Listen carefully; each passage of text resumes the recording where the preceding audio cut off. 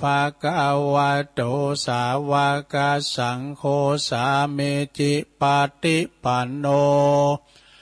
ภะคะวะโตสาวกสังโฆญาติตังจัตตาลิปุริสายุคานิอัฏฐปุริสปุคลาเอสะภะคะวะโตสาวกสังโฆอาหุนายโยปะหุนายโยตักขินายโยอัญจลิกาลานิโยอนุตตลังปุญญเขตังโลกัสสติจะยันโตโพธิยามุเลสักกายานังนันติวัตโนเอวังตวังวิจัยโยโหหิจัยยสุจัยยมังคะเลอปัลลาจิตตปันลังเกสีเสปัทวิปุคะเลอภิเสเกสัพพพุทธานังอาคาปโตปโมทติ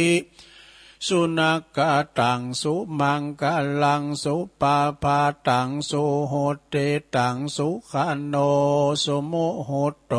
จะสุยิถังพรหมจาริสุ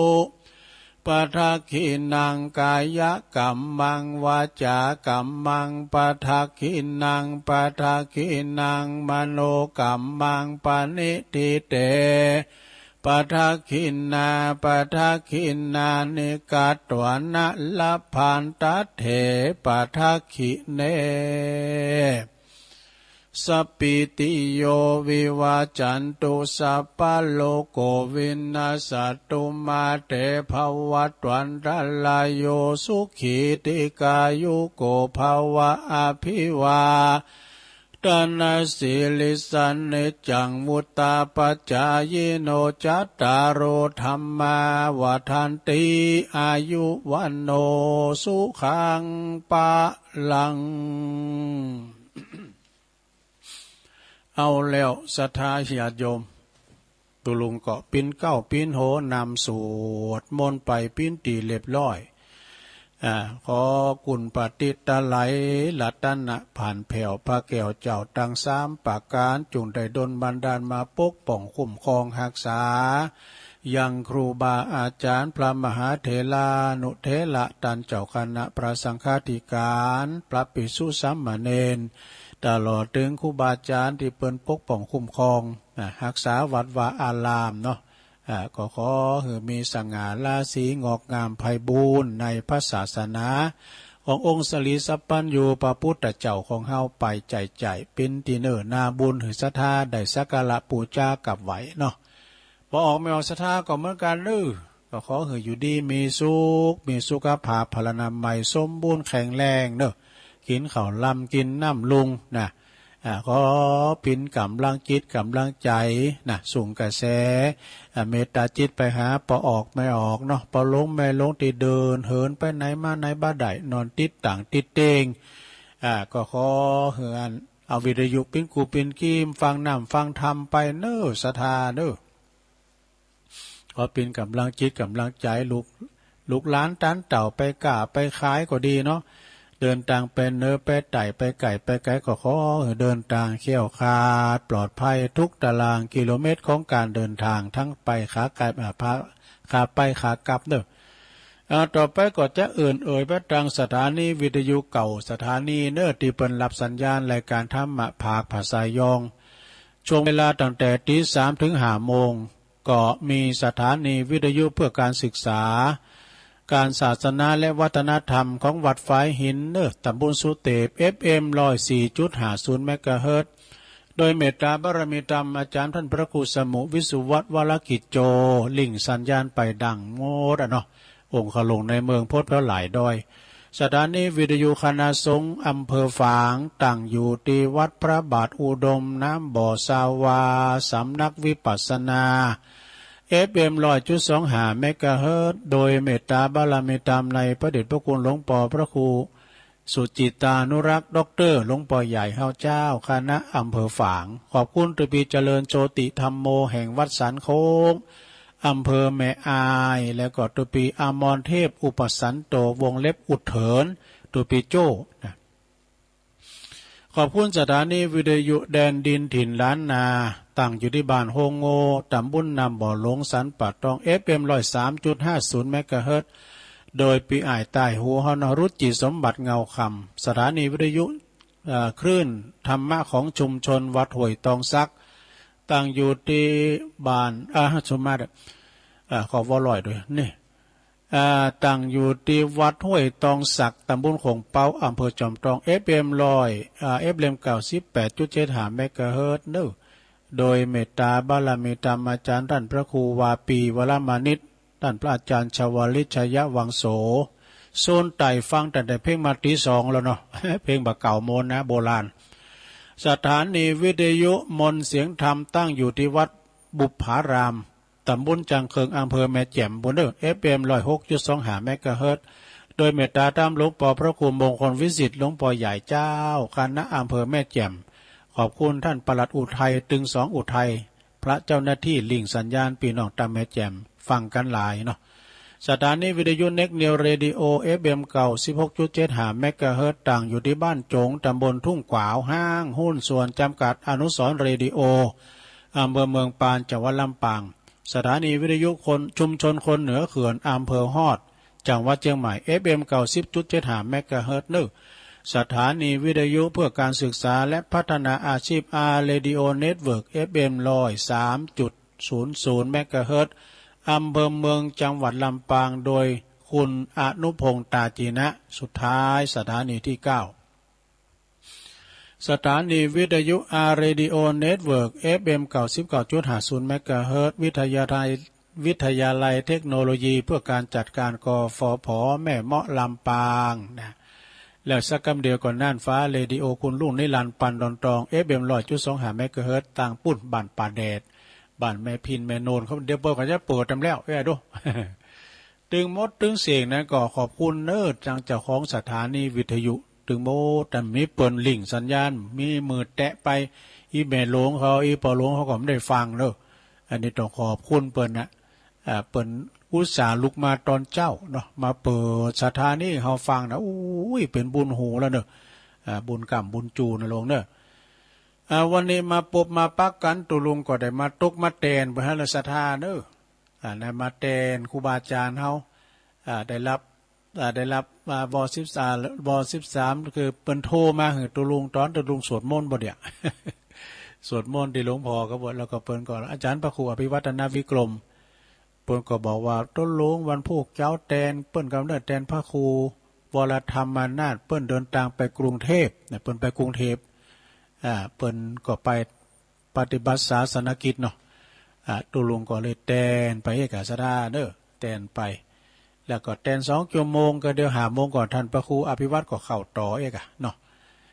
ฉะนั้นวันนี้ก็เป็นวันติดเนอสถาเนอวันติดนี่ก็เป็นวันขอบโคบางคนเป็นก็ลูกหลาลูกควายได้เพราะว่าเป็นยุทธราชการน่ะ ยุทธราชการกันไปวันนี้ก็วันที่13วันติดที่13ของเดือนมีนาคมยกปัตตะกึ่งเดือนแล้วมีนานะเนาะ วันนี้ก็ปัตตะกึ่งเดือนแล้ววันนี้ก็ตุลุงก็น้อมนำมาประธรรมเทศนามาเนื้อสถาเด้อเป็นธรรมมรดกธรรมปืนเมืองเนาะท่านพระครูปนเตธรรมปืนเมืองโดพระครูวรธรรมนาถนะ ตุลุงก็จะเก็บเอาธรรมนี่มาเนาะนอนสูงหรือนอนข่อมนอนแต้มหรือนอนหงาย มันเป็นปริศนาธรรมนะลงเด้อเป็นปริศนาธรรมก็ลองฟังพอเนาะแล้วก็กำเดียวถ้ามีเวลาต่อก็จะเล่าเริงนะเราเริงตีมาตีไปเป็นน้ำยาของปอฤาษี ปอฤาษีเนี่ยอันนี้เป็นน้ำอมฤตของปอฤาษีนะพี่จะคือไว้คือสุราน้ำเหล่าก็ถ้ามีเวลาปอจะเล่าไปเนาะหลังจากสรุปทำนอนสูงเหือนอนข่อมนอนแต้มเหือนอนหงายน่ะสรุปทำได้ก็เหมือนแหละเนาะตัวลุงสรุปทำไข่จางแต่ว่า เอาละบ่สถาพร้อมแล้วเนาะจะเจริญปีนานเหลิม มัคคณายกวัดม่อนฤาษีเสียงเปิ้นดีหน่อย ดีหมดอ่ะปอนละปอนนานเนี่ยดีหมดอ่ะนะดีกุฏิอ่าปอนนั้นเหลิมน้ำดิบก็แมนปีนั้นเหลิมปอนนั้นเหลิมดังดุงหลงก็แมนอันนี้ปีนั้นเหลิมปีเนออันดุงฤาษีมอนฤาษีนะอ้าวปีนั้นเหลิมเอาเลยพรหมเลยต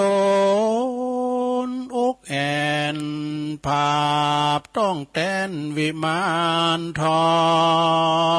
งทำอันใดดีทลาทลองเป็นกองแห่งนักปราชญ์ผู้ข้าน้อยนาฏก็ขออาราธนา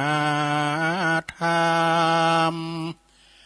ธรรมะธรรมังปัจจังอาราธนังกาโลมาเอาแล้วนั้นลืมเอานิดเหมือนกันนั้นลืมนะอันนี้เป็นถ้ำมันนอนสูงหรือนอนขว่ำนอนต่ำหรือนอนหงายนะก็ปิ้นจะได้ลองฟังได้รับความเมตตาจากท่านพระอาจารย์สมเพชรปัญญาโนวัดป่าไผ่บ่อทองตูลุงอุ้ยเขาเนาะหลวงพ่อบุญปันเขาเนี่ยเปิ้นถวายมาก็ลองฟังกันเดี๋ยวก็ลองมาฟังสรุปกำลุนเนาะทำก่อนเพราะยาวสักตะใดแต่ถ้าตูลุงเตนยาวหน่อยมันไม่น่าหลายหอมอย่างว่านะเอ้านะโมตัสสะภะคะวะโตอะระหะโตสัมมาสัมพุทธัสสะสังฆาโหอาสังฆาโหสังฆาหิเตนะอาสังฆาหิตันติสัทธโวดุลาสัพพุริสัตทั้งหลายทั้งหญิงใจหนุ่มเฒ่ามีศรัทธาเก้าเป็นประธานมากาตามบุญทานหยาดน้ำฟังธรรมพร่ำตัวไปเป็นปัจจัยพาเสดบุญกุศลเกิดเมมาจักอุติสะแผ่ไปหาผู้เมื่อมอนอันนาได้จุติตายไปสู่ปาลาโลกไปนาซึ่งตามเจ้าภาพทั้งหลายบาดนี้หมายมีท่านต่างหลายจักได้ฟังธรรมเทศนาพื้นเมืองเหนือเรื่องนอนสูงหือนอนความนะนอนต่ำหือนอนง่ายต้านต่างงาลายมวลหมู่จงพรำรู้ยาวไปรวมจิตรวมใจหือมันติดสอดดันตามธรรมบัดนี้แด่เตออันว่านอนสูงหือนอนความแล้วก็นอนต่ำหือนอนง่ายกำโบราณหมายว่าไว้จงจำไว้ใส่มโนใน นับว่าบ่มีภัยนั้นลาว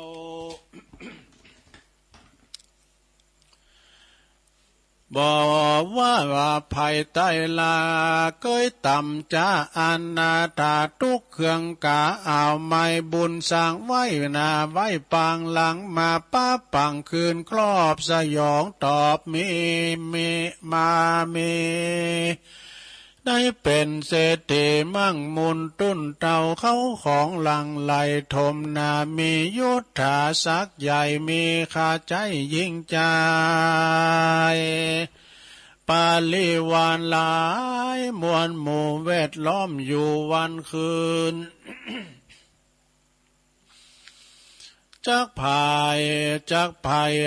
เตียวว่าต้องจักขึ้นล่องไปมาก็บ่เครื่องกาลำบากบ่ตุกยากเครื่องขี่พาทานามีใครได้หรือมักไฟอันใดย่อมสมใจกูเชื่อตั้งไฟดังไฟเอื้อจุปาการใดสุขเจยบานคำเจ้าย้อนบุญเก่าสร้างไว้นาแต่ในแต่ไทยเดิมตีควรปิงควรเปิงดีขวาดลูคือถึงหมู่ใน คนในอันว่าอาศัยล่มเก่าว่าเขานั้นเราว่าเครื่องอากา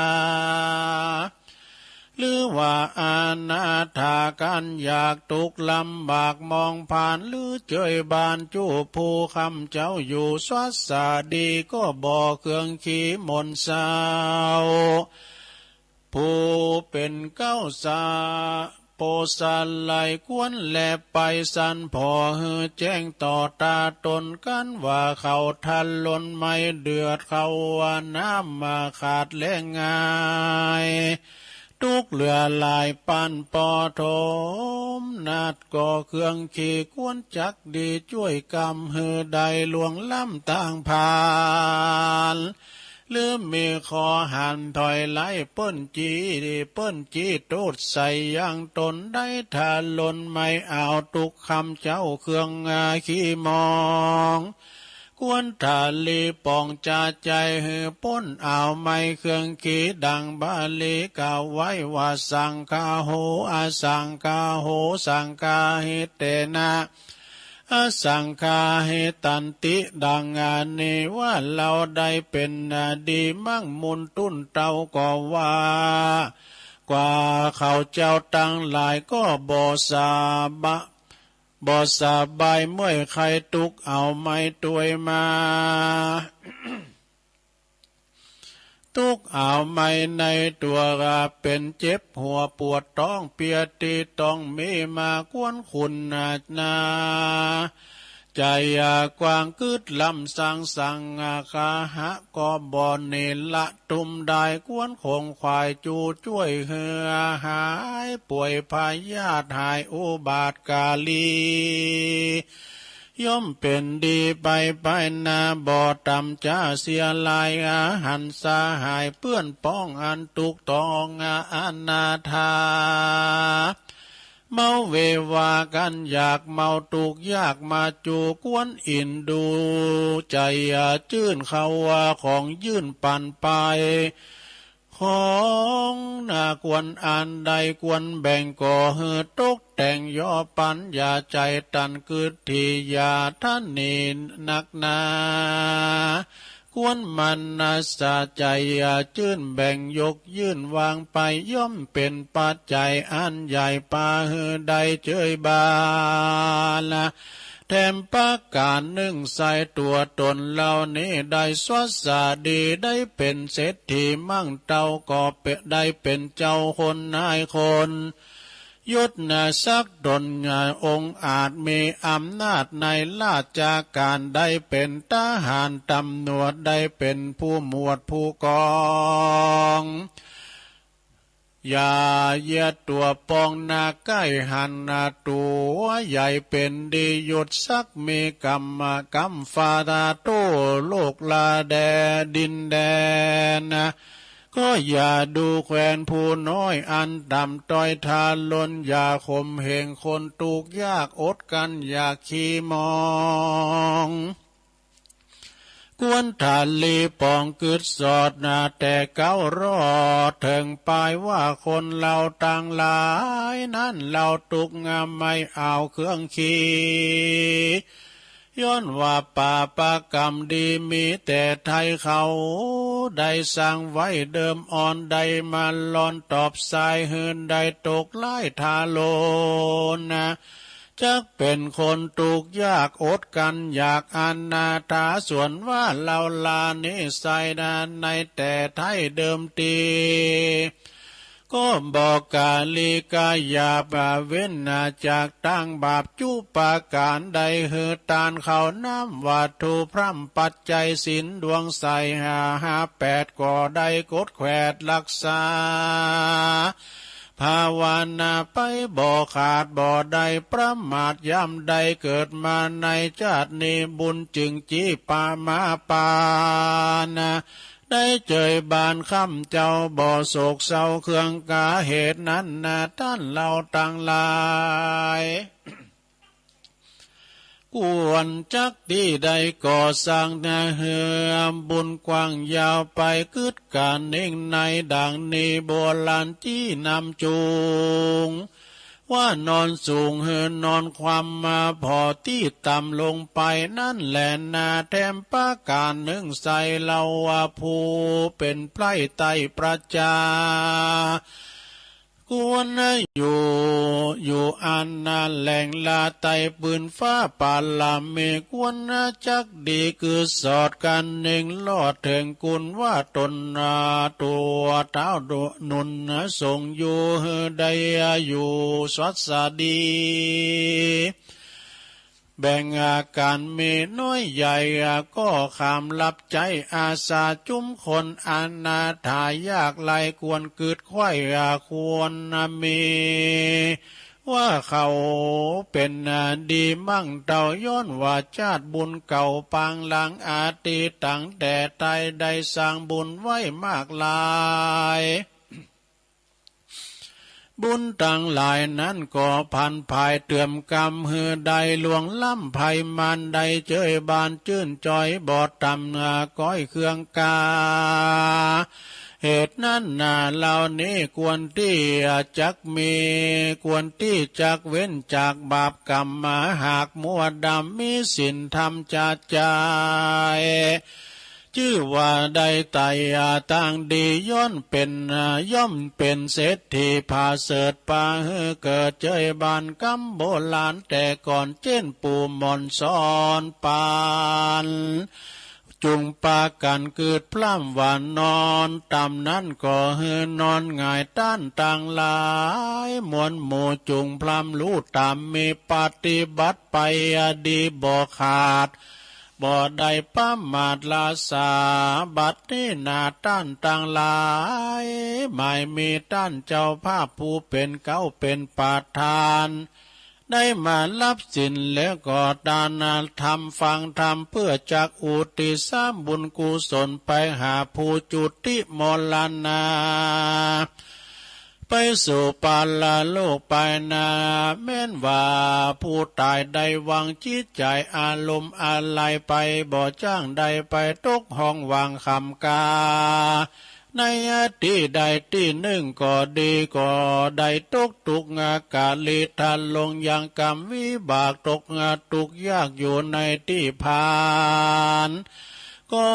ขอบุญทานกุศลอันนี้อันหือทานไปวันนี้ก็จงได้เป็นภาลาวะปัจจัยอันพาเสดได้ไปลอดตีไป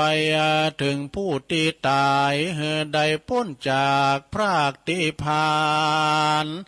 ได้สุขเจยบานเป็นที่แล้วแดดเตอบอดเต่าแต่นั่นว่าบุญตั้งหลายอันเจ้าภาพและหมู่เฮาเจ้าข้าตั้งหลายพร้อมโดยมิตรสหายพี่น้องจูผู้จูคนได้กระทำกันวันนี้จงกับย้อนสัตว์ต้อนคืนไปปกปักรักษายังเจ้าภาพและก็เจ้ามูลศรัทธาตั้งหลายจูผู้จูคนเฮือมีแต่ความสุขปูนจากทุกในวัฏสงสารเมตนสารสมบัติมั่งมุนตุ้นเต้าได้เป็นเจ้าเศรษฐีมั่งมีเงินคำแม่นจักอยู่เฮือมีใจแม่นจักไปก็ขอเฮือมีโชคมีลาภ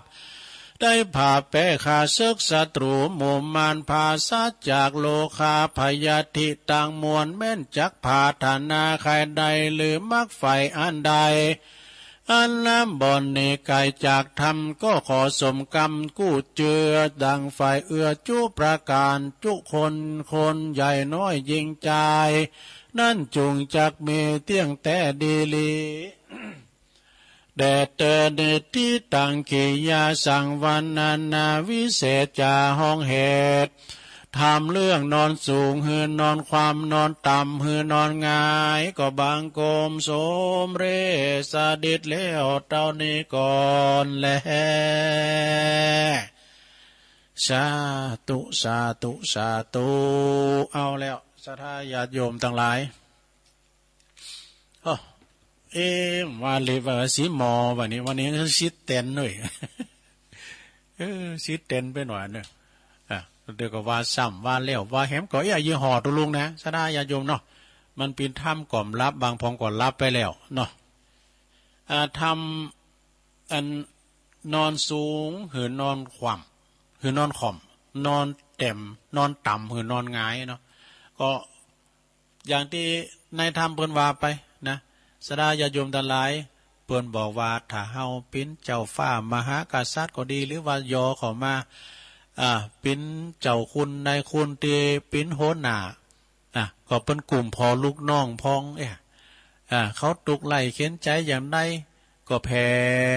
พายนำเขาของไปหือเขานะพอก้อยดูแลเขาพอสาละทุกสุกดิบอยู่กันอย่างใดเนาะเป็นคนหน้าผู้ปกครองเนาะก็ได้ตักได้เตือนได้พอได้ก้อยจี้แนวนำชีวิตหือเขาเดินตังไปตังชีวิตดีๆนะพอก้อยดูแลเขาอุปถัมภ์อุปถากเขาตกตุกได้ยากเนาะเขาใจแหงงานเขาได้แหงเงินแล้วก็เป็นวันนอนงายนอนเต็มหือนอนงายก็เฮาเป็นลูกน้องป่องปลายเปิ้นเป็นเงินเฮาเป็นแหงก็หือมันสมดุลกันทำมีเปิ้นเฮาก็ไม่ได้ทำงานอย่างบัดเดียวเนี่ยคนตกการตกงานกันหนักชำเตอเนี่ยมันได้ออกงานเนี่ยลดกึ่งนึงเปิ้นก็อยู่เนาะอยู่ช่วยกันไปเขาจะหลอดไปด้วยกันเนาะเอาละอธิบายต่ออีกก็พอละสัทธาญาโยมเนาะเรื่องงานนำเรื่องทำนี่นะตุลุงนี่อธิบายมันปอกแก่นนะมีกว่าไปตามนั่นนอนต่ำหืนนอนงายก็พอเจ้านายของโตพอปอเล่งของโตเปิดอุปถากอุปธรรมเข้ามาเตาใดสนองงานเปิดโดยบ่าโดยแห้งเนี่ยกะนะอันนี้ก็เป็นธรรมมรดกธรรมในวันนี้เนาะพวกนี้ก็จะสอหาแถมนะจะสอหาต่างกันทำเมืองก็ดีหรือว่าทำบรรยายก็ดีก็จะได้สอหามาแถมพวกเป็นวันเนาะวันเสาร์นี่ก็เป็นกิจกรรมไหวพาหับศีลของนะตามสไตล์ตุลุงไปเอาละสัทธาญาโยมทั้งหลายตอนนี้ไปตุลุงก็จะเล่านิทานกันเด้อเล่านิทานก่อนสัทธาญาโยมนิทานนี่มันเป็นจัดใดก็ลองฟังผลเด้อนะคือว่าเป็นนิทานเรื่องประวัติน้ำสุราอีนะประวัตินี่เป็นจัดใดก็ลองฟังพอมันมีแถมมีหลายในเนี่ยประวัตินี่นะสัทธาญาโยมทั้งหลายแต่ว่าก็เหมือนกันนะแถมเรื่องนึงนี่อันนั้นก็เป็นนิทานเหมือนกันนะนิทานเรื่องเนี่ยตีอันนั้นคือวันจือวันในพรานสุระไอ้วะจือปนะสุระแล้วก็มาได้สุรามเดี๋ยวนี้เปิ้นไปครับหลานหรือว่าลูกเปิ้นหัวน่ะไปในแพะในป่าก็หันเนี่ยหันนั้นสัตว์สิ่งหิ่งห้อยเปิ้นมันมีควางน้ำอยู่มันกินกันไปน่ะแล้วมันก็เมาเนี่ยในเราเรื่องนี้ก่อนเดี๋ยวก็แทรกเข้ามาเนาะนิทานเรื่องประวัติน้ำสุรานะกิละเอโกเนสาโทดังได้ยินมาว่ามีในพรานคนหนึ่งเนี่ยในพรานนี่เป็นสวยเนื้อของพระเจ้าปาราณสีสวยเนื้อในลาซัตหาเนื้อเนาะได้จิ้นกวางจิ้นฟันมาก็เอาไปถวายถึงกับพญาเจ้าเมืองนี่จ้ะ อันนี้นะในธรรมเป็นว่าจือวันนายในพรานคนนี้ก็ไปป่าไปแอวไปเสาะลาหาเนื้อในแพะในป่าไปปะเก้าไซหรือว่าเก้าไห้นะในธรรมเป็นวันไม้นิโคตเลยว่ะไม้นิโคตก็คือไม้ไซไม้ไห้เนี่ยในไม้ไห้นี่มันเป็นไม้ใหญ่ดูลุมไซใบนาเนี่ยแล้วก็ปลายมันนะตังเก้าปูนตังมอกกลางเนี่ยนะมันไปหักเนาะหักแล้วมันก็เลยกูดมันหักปลายหักกลางมันเป็นขว้างว่ะซะนะมันเป็นโอ่งคาลงเรียกว่าโพรงมันเป็นโพรงนะแล้วก็น้ำก็จะไปเต่าอยู่หันนี่เนาะแต่นะมันย่ำเต่าเตอแล้วก็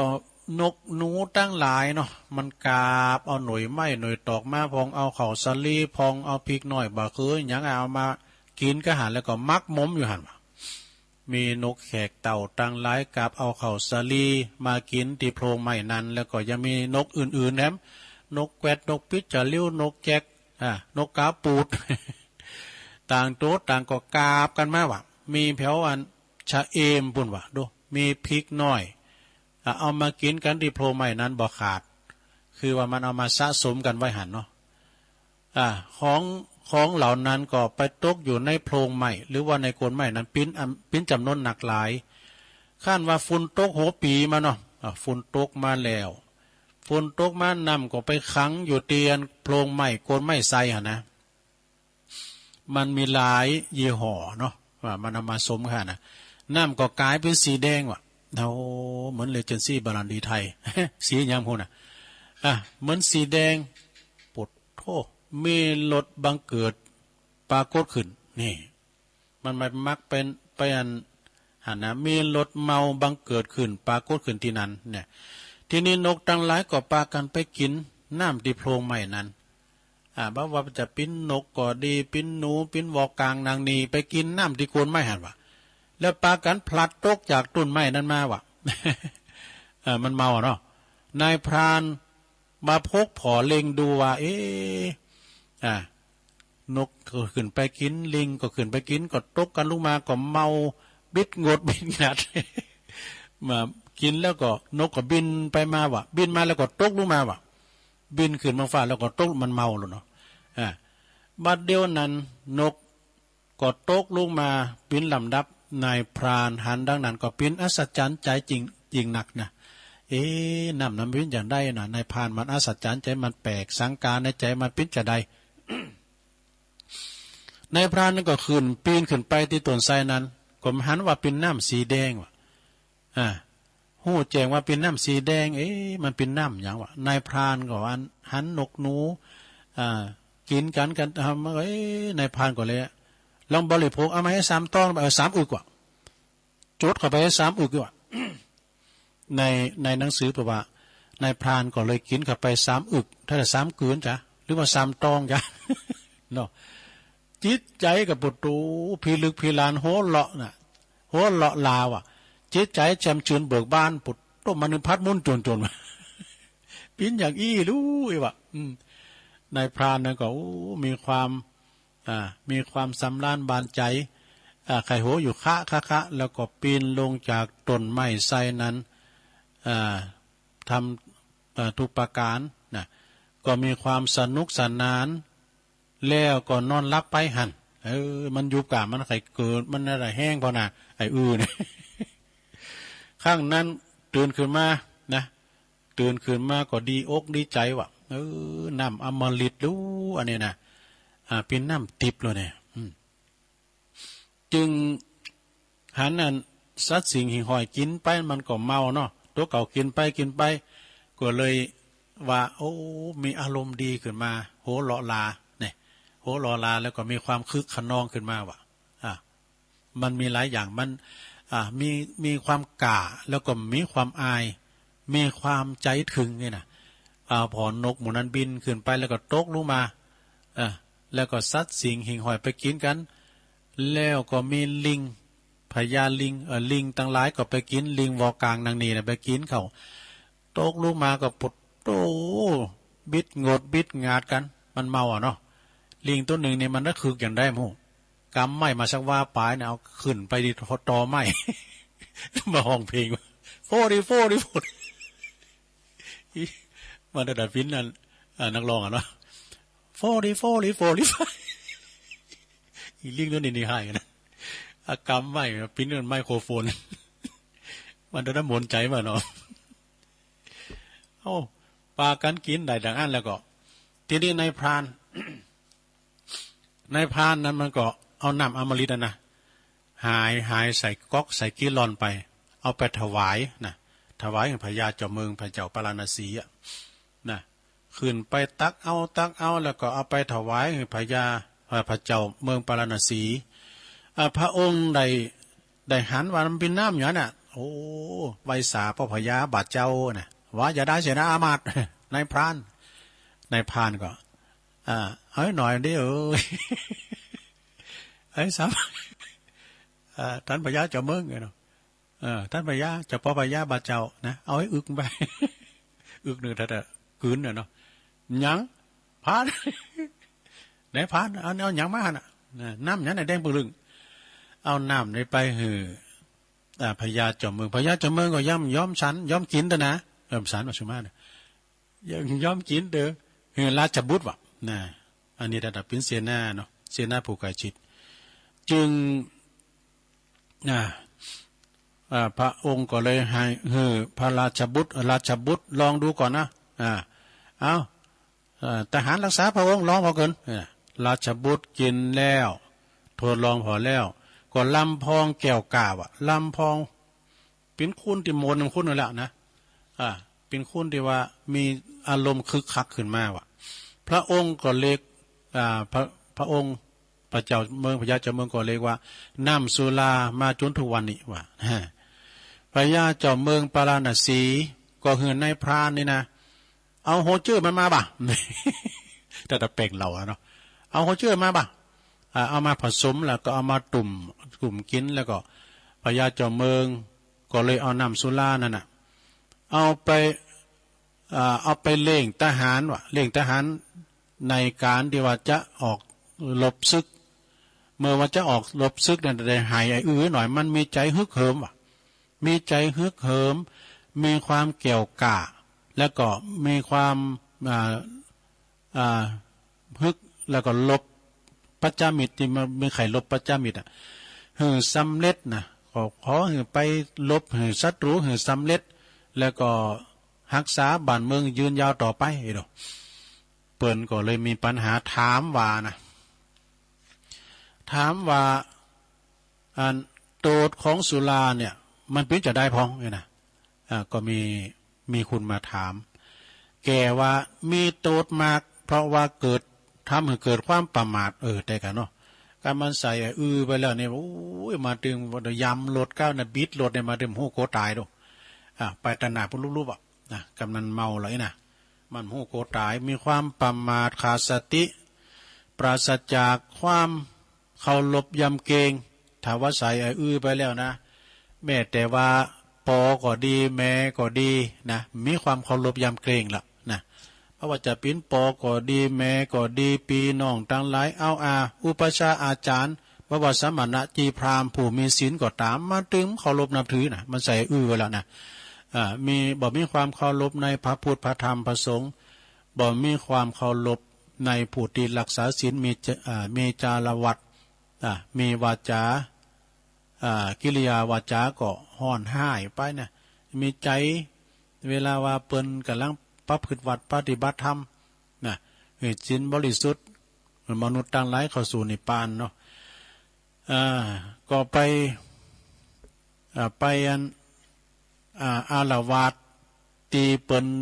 ทำบุญก้านี่พอรอดก็เวลาเปิ้นจะร้องก็แห่โคตานะบ่ขี้เหล้าแตกตื่นพินิมนต์เลยขี้เหล้ามันถึงขี้เหล้ามันถึงมนต์นะเนาะฟ้อนแย่มานี่แล้วก็ทำแต่กรรมบาปยากรรมหยาบจ้ากาหารมีการขาดสัตว์ตัดชีวิตลักเล็กขโมยน้อยอย่างอีเป็นต้นเนาะการใส่ไปแล้วก็แต่ว่าทำแต่กรรมอกุศลอยู่เป็นนิดบักกึดกรุณามีเมตตากรุณายังมีแต่โตติกินสุราเมลัยไปแล้วก็ปาไปตกอบายตกของอบายนายนิรยาบาลเนี่ยนะคือประจ่ายยุ่มพบาลนี่ก็เอาน้ำต้องข้าวต้องแดงหล่อลุ่งปากลุ่งคอว่ะปากก็ทำลายพุ่งขาดกระจัดกระจายตายไปแล้วก็กลับเกิดมาปิ้นแถมอย่างในธรรมวาเนาะตายแล้วก็ป้อยเกิดมาแถมเนี่ยได้เสวยทุกขเวทนาต่อกันไปเมื่อว่าพ้นจากเมืองหมอนนาหกไปแล้วก็ได้มาเกิดเป็นมนุษย์สลบเมืองคุณก็เป็นคุณตีบาใบเสียจะลิดพิษจากมนุษย์ทั้งหลายค่ะเนาะพิษจากมนุษย์ทั้งหลายโทษของการกินสุราเมลัยทำใจให้เป็นบานี่ ทำใจให้เป็นบาแล้วก็อันหนึ่งโทษของการกินสุรานี่ทำให้เสริมเสจือเสงแล้วก็ทรัพย์สินสมบัติของเฮาตัวอีดดังตัวอย่างตัวอย่างเป็นมีตัวอย่างนะลงเด้อดังตัวอย่างของหลานใจของอนาถปิฎกมหาเศรษฐีนะหลานเปิ้นนะหลานเปิ้นเนี่ยพ่อแม่เปิ้นตายทรัพย์สินสมบัติมรดกตกทอด มีทรัพย์จำนวนถึง50 โกฏด้วย50 โกฏกันนะตายละไว้ให้ลูกให้เต่าเนี่ยแต่ว่าลูกหรือว่าล้านของอนาถปิณฑิกาเนี่ยไปคบคูณที่บดีไปคบคนที่ปอกหลอกไอ้กันเนาะมิดจะมิดแต่มิดปอกหลอกปากันไปกินเอาวันลูกของทานเศรษฐีนี่นะเอาไปจิ้มเหล่ากินเหล่าก็ติดอกติดใจลูกเศรษฐีติดเหล่าแล้วบ่เอ็นเอาก็ปาหือเสสับนั้นเสสับเขาหรือคือว่าเปินปอกหลอกก็จุไปตังติมดีไปตีเตี้ยไปตีบ่อนก้าไปตีอย่างก้าไอ้น่ะจนว่าลูกเศรษฐีเนี่ยนะมดสินมดโตนมดเนื้อปดาโตเวลาว่ามดโตไปแล้วเปินเทียมต่างหลายก่อนนี้หายหนาไปหมดว่ะนะมิติปฏิปึงแล้วหลานของอนาถปิณฑิกษัตริย์ก็มาวิงวอนทำแล้วมาวิงวอนขอสับเถอะนะขอสับจากนายอนาถปิณฑิกษัตริย์ซึ่งก็มีซักเป็นลุงเป็นปู่เป็นลุงเนี่ยทานเศรษฐีอนาถปิณฑิกะก็หือไปนะหือไปถึง3 เตือว่ะการหือไปเตือแล้วก็เจ้าหมูที่หายหนานั่นก็มาแถมมันมีเงินแล้วเว้ยมากินกันมาปอกลอกกันอีกถึง3 ข้างนะก็ไปกินสุราจนหมดเสียงอนาถปิณฑิกะเศรษฐีผู้เป็นปู่เป็นลุงนี่ก็มันเสียงอกเสียงใจก็บาลานนี่แต่มันพิจารณาล้ำเลยนะก็เลยไปสำนักของพระพุทธเจ้าพระพุทธองค์ก็เลยทรงแสดงโตดแสดงธรรมโตดของสุราเมลัยเนี่ยนะมี6 อย่างด้วยกันว่ะนะลงมี6 อย่างด้วยกันนะโตดของสุราเมลัยเนี่ยมีอย่างพ้องนะโตดสุราเมลัยมี6 อย่าง1นะมันเป็นคำก่อนนะตุลุงก็ว่าไปพอเนาะอันสุราเมลัยภัยเสพติดพาชีวิตมืดมนจนฉิบหาย1สินทรัพย์ของตนนั้นพลันวอดวายเสียทรัพย์เนี่ย1ทรัพย์สินของตนนั้นพลันวอดวาย2อาจตายด้วยทะเลาะเพราะความเพราะความเมาเนี่ยเกิดการทะเลาะเบาะแว้งกันเนี่ยเราหาได้นี้หาเลขนี้แล้วกินแล้วยังมาตี5อยู่นี่ เนาะมันอุพิษหูกันนะแม่แต่ปอแต่แม่แต่ลูกก็ตามเลยกันหายด้วยกันนะก็เดี๋ยวอู่กันเรื่องการเมืองกาอู่กันเรื่องอย่างกาโควิดกาไอ้น่ะก็เดี๋ยวพิษใจกันละตีกันก็มีนะ1ทรัพย์สินของตนนั้นพลันวอดวาย2อาจตายด้วยทะเลาะเพราะความเมา3เจ็บป่วยด้วยโลคาพยาธิ4ถูกตำหนินินทาพาอับเฉาเนี่ย5หน้าด้านหนักหนาเวลาเมา6โง่เขลาปัญญาหดหมดสิ้นนี่มี6 อย่างด้วยกันนะใช่ไหมเนาะโทษของสุรานี่นะไฟมันหุ่มหันมันกานะโทษของมันฟังละปิ้นจะได้ศรัทธาญาติโยมทั้งหลาย อันสุราเมลัยใช่น้ำเปล่า อันนี้ประวัติของสุราเด้อศรัทธาเอามามาจ้าหือกับศรัทธาญาติโยมตั้งบ้านตั้งจองได้ฟังกันเนาะที่จริงเปิดก็มีลายในอันนี้ก็ในนิทานเด้อศรัทธาเนาะมันมีในนิทานก็เลยยิบยกออกมามาจากับศรัทธาญาติโยมต่างหลายแล้วก็กับทำนอนสูงเหินนอนข่อมนอนแต้มเหินนอนหงายก็เป็นปริศนาธรรมเหมือนกันศรัทธาญาติโยมต่างหลายเนาะตอนนี้ก็ยังบัดถึง4 โมงตัวเนศรัทธาเนรายการตัวลุงก็ดำเนินมาถึงนี่เอาอันนี้มาวาดำกำเนี่ยก็นอศรัทธาเนาะ เอาอันนี้มาวาดำกำหนึ่งก่อนคนดอยนกยุงเหมือนวาละกรรมก็ให้สัจธรรมแห่งชีวิตนี่เปิ้นว่าจะได้ สัจธรรมแห่งชีวิตนี่แปลว่าญาติพี่น้องและคุณที่หูจักกันคุ้นเคยกันอายุมอกรุ่น100 ปีนี่นะรุ่น100 ปีนี่แทบจะบ่มีแล้วก็หาเนาะรุ่น100 ปีนี่บ่เลอแล้วรุ่น90 ปีก็เลอหน่อยเต็มที่นะรุ่น80 ปีพอมีอยู่พองเล็กน้อยแล้วก็เปิ้นรุ่น70 ปีนี่บางพองก็ลาลงเนี่ยก็ลาลงไปแล้วก่อนเวลามากมายนะก่อนถึง70 ปีนี่ก็ลากันไปก็มีนะสาระเนาะ ก้อยๆทยอยปิกบ้านเก่าของไปก่อนมันไปเลยนี่หมดไปปิ้นหลุนเหมือนกับเพิ่นเหมือนนั้นหันใบใหม่หลุนอะ ใบใหม่ลงใบใหม่หลุนนี่นะสดาใบไม้หลุนปุ๊บเปิ้นจะปิ้นหันสัจธรรมเลยนะถ้าเปิ้นปิ้นนักปราชญ์นี่นะใบไม้หลุนปุ๊บเนี่ยมันหลุนจากใบหลุนจากต้นหลุนจากใบเหมือนกับคุ้นเฮานะสำเติมมันก็หมดไปปิ้นหลุนเหมือนกับใบใหม่หลุนมากองตีโคนตีเก่าตุ่นมานะก็เดี๋ยวก็หู้ข่าวว่าตำปุนป่วยไข่ป่วยนักอยู่ปุ้นอยู่ห้องยาอยู่ปุ้นห้องซีอุยกันห้องICU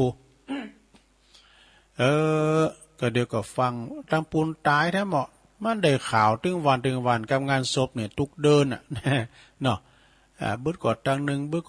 นี่นะตายบวชสุดท้ายบ่วันใดก็วันหนึ่งก็คงจะถึงเฮ้าไว้นะนี้บ่ป้นเนี่ยมันคิวไผคิวมันนะกะสถานเนาะเรียกว่าเป็นคิวไผคิวมันตายเหมือนกันหมดอยากดีมีจนคุณรวยคุณบ่รวยมาถึงข้าวแล้วซื้อไว้ก็ถึงได้ชีวิตนะมีเงินทองของถมโหก็ขออยู่น้ำ7 วันก็ถึงได้สุดท้ายมันก็มาถึงคิวเฮานะคิวไผคิวมันไปป้นไปนะแต่ก่อนถึงวันนั้นนี่ซะนะเฮาก็ปรุงอกปรุงใจเนาะโยนความตุกโยนความเศร้ามองเอาควางจากชีวิตเฮาเสพไปให้หมดเลยอย่าคือมันเลอะประมาณนะเฮาบ่ต้องการมันใจชีวิตหือมีความสุขเด้อศรัทธาเด้อใจชีวิตที่เหลือเนี่ยหือมีความสุขมีจิตใจแช่มชื่นเบิกบานทุกนาทีที่ยังมีลมหายใจอยู่เนี่ยอีกบ่กี่ปีอีกบ่กี่เดือนอย่างมันก็ความตายจะมาถึงเอาจะไปกูมอย่างเนาะกับปัญหาเปิ้นว่าตาเฮามันฝ่าฟางไปก็บ่เป็นหยังก็ใจอันแว่นตาน่ะเอามือซามบอกก็ได้ หูเฮานี่มันตึงไปก้ายเนาะหูนี่มันตึงไปแล้วก็เป็นธรรมดาก็เล็งเสียงท่าหน่อยอูดังแท้หน่อยเนื้อตัวลุงบ่ได้ยินนะ อูดังแท้หน่อยนะคุณเฮามาอันดกซะนะซัมเตอร์นี่โหนขนาดว่าเอากอกหูก็มีนะไปอู่กอกหูนะไปอู่จูหูน่ะถึงจะได้ยินเนี่ยมันก็เรื่องความเสียงความดังเขียวของเฮามันหักไปมันหล่นไปก่อนเป็นหยังแต่กินหยังก็ปั่นเนาะหรอไปเป็นหยังอย่างน้ำแข็งไปก็ปั่นได้น้ำแข็งปั่นเนี่ยหัวเข่าเฮามันเจ็บมันปวดก็ใจไม่กล้ำยันเข้าไปแล้วก็เฮามันขี่หลงขี่ลืมแต่เป็นอัลไซเมอร์ก็ไอ้น่ะอย่างตุลุงวามเจ้าวันเสาร์พูดวันเสาร์ยำใจน่ะอีกเฮาก็พักสักเล็กสักน้อยก็เดียวมันก็คือได้นะว่าไปก็คือไปก็มันก็ผิดไปก็มีเนาะอันนี้คือสัจธรรมของชีวิตเน้อศรัทธาเน้ออย่าไปนิ่งดูได้นะกับชีวิตของเฮาที่ยังหลงเหลืออยู่ก็ทำไปเนาะทำบุญไปทำบุญสุนทานไปกินต้านไปชีวิตของเฮาก็จะได้รับความสุขนะปรุงตกให้ว่ามันเป็นธรรมดาการปีนการตายเนี่ยนะปองกอดตายหนุ่มตายกำเองก็เดียวกันเนอศรัทธาตุลุงประกาศในกำก่อนว่านี่เปิ้นโทรมาเนาะแต่ว่าอันนี้เป็นรายการที่เปิ้นบริจาคเนอะก็มีแม่บัวพัดกองสีเปิ้นอยู่ปุ้นบ้านห้วยทรายสันเขาแคบกลางบุญนะสันกำแพงบุเปิ้นก็บอกว่าโลมทำบุญยอดถาด700 บาทเนอะที่สี2 เมืองบุญนะแล้วก็ทำบุญบันไดขึ้นบุญดอยนางแก้วแถม300รวมเป็น 1,000 บาทเนอะเปิ้นว่าโอนเข้ากองทุนภาษี2 เมืองปิ้นตีเรียบร้อยก็ต้องขอเจริญปอนขอบคุณครับคุณแม่บัวพัดกองสีบ้านห้วยทรายสันเขาแคบกลางสันปุ่นนะสันกำแพงปุ่นเนาะที่ได้ลมระบุญมาเนาะต่อไปตุลุงแจ้งประกาศแจ้งว่าประกาศอันนี้กำเกิดเนื้อสถาเด้อ คือข่าวสารงานบุญในมีนี่เล็กๆน้อยๆนะขอแจ้งบอกว่าในงานวันที่13-14คือวันนี้ก็วันพุธนะงานจะร้องตราตั้งเจ้าอาวาสวัดฉางข้าน้อยเหนือเปิ่นจะมีงานจะร้องนี่ก็คือมันขออันยกเลิกไปก่อนนะยกเลิกไปก่อนเปิ่นจะเลินไปปุ่นเดินเมษาเด้อสถาเปิ่นว่าเดินเมษาเปิ่นจะไปทำบุญก็ประมาณว่าพวกก็หาเนาะงานประเพณีสลีสองเปิ่นทรงน้ำพระธาตุทรงน้ำพระธาตุนั้นสลีสองเมืองเปิ่นใจพระธาตุสลีจอมยองนะสลีจอมยองซึ่งเปิ่นมีกุปีจับวันที่19ก็ฮะเนาะ19 เมษายนนะสถาฉะนั้นก็ขอแจ้งผ่านเด้อสถาเด้อไผดีเปิ่นหับสังยังก็ดีหรือว่าเฮาได้จะได้ออกโครงการก็ดีก็เว้นไว้ก่อนเนาะสถาเนาะเว้นไว้ไปก่อนเพราะว่าเปิ้นก็จะยกเลิกภารกิจก่อนนะยกเลิกภารกิจทั้งหมดเลินไปปิ้นอาบน้ำถาดเมษาบ่เด้อเอิ้นว่าตั้งพี่น้องตั้งทาจุมปูด้วยเด้อทาจุมปูนี่ปิ้นญาติพี่น้องบ้านเกิดของตุปีทูลที่จริงนี่เปิ้นจะมากันจัดหลายนะจะมาทำบุญกันต่างตุ่นต่างย่างกันมาจะมามุทิตาจิตกับตุปีทูลเปิ้นจะร้องตำแหน่งการต่างเจ้าอาวาสในวันพุธเนี่ยก็14เนาะ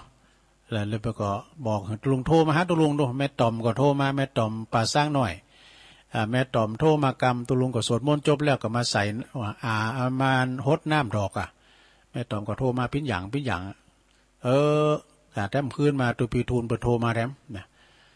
ก็ไม่ยากเป็นยกเลิกหมายความว่ายกเลิกภารกิจแล้วก็เจริญไปเอาปุ่นเอาโต๊ะโครถอาบน้ำเนี่ยเอามาประเพณีมันวันที่19ก็ฮะได้มันมีตรงกับวัดป่าตาลด้วยเนาะป่าตาลแล้วก็ปุ่นนั่นก็ได้ที่วัดหนองผำเนี่ยก็ขอแจ้งผ่านเด้อสดาเด้ออันนี้วัดช้างขน้อยเหนือเนาะที่แรกนี่ก็ตั้งอาจารย์ดร.สองเขาเนี่ยเพิ่งจะมาหมดก่อนปีนี้เนาะวันพุธก็ปะกันเนอะวันที่19 เมษายนยกเลิกไปก่อนงานต่อไปอันนี้ก็จะมาถึงเหมือนกันแล้วนะดอกไม้บานไม่บานตลอดปีโอกาสดีไม่มีบ่อยครั้งเปิ้นก็ขอเชิญสาธุชนผู้มีจิตศรัทธาเข้าสู่ลมพิธีพุทธามหาพุทธาเทวาภิเษกพระเจ้าหล่อองค์สมเด็จพระพุทธปฏิมากรเนอะพระเจ้าตันใจนามเปิ้นก็ชื่อว่าหลวงพ่อทันใจสมปรารถนาประสิทธิมงคลพระเจ้าตันใจนะขนาดหน้าตากว้าง99 นิ้วแล้วก็ความสูง127 นิ้วแล้วก็รวมทำบุญตอดผ่าป่าสามัคคีมหากุศลสมทบทุนในการสร้างซุ้มประตูวัดด้วยเนอะณมณฑลพิธีวัดสันห้างตำบลบ้านหลวงอำเภอแม่อายเนอะในวันเสาร์แล้วก็วันที่19 มีนาเนอะ19 มีนาพิธีบวงสรวงนะก็เวลา9 โมงแล้วก็พิธีมหาพุทธาภิเษกนะก็ตลอดวันตลอดคืนเนอะนะพระอาจารย์อำนาจอัคปัญโยตุปีจ่าน้อยพิธาจารย์เนอะเพิ่นฝากประกาศมาไก่มาแล้วเนอะสดาไปกินไปตานด้วยกันนะแล้วก็วันที่17นี่ตรงกับเดิน6 ปิงนะเดิน6 ปิงก็มีงานบุญหลายตีเนอะมีงานบุญหลายตีเพราะว่าจะเป็นวัดบ้านปางตั้งแต่บ้านปางมาเนาะวัดบ้านปางอำเภอลีก็17 มีนาเหมือนกัน6 ปิงนั้นพระครูประหลัดวินัยอภินันโทนะครูบาวินัยเนาะแล้วก็วัดห้วยการก็อำเภอบ้านโฮ่งพระครูสิริสุตตาภิรัตน์นะแล้ววัดปารุกฟ้านี่ก็อำเภอเวียงหนองล่องในเมตตาบารมีตามอาจารย์พระครูสุนทรปัญญารัตน์เจ้าคณะตำบลตยวันที่13นี่เพิ่นจะสวดมนต์ตันก็หาเนาะติถาดเพิ่นนะ13เนี่ยพูดกันเนาะวันนี้ก็เนาะวันนี้ก็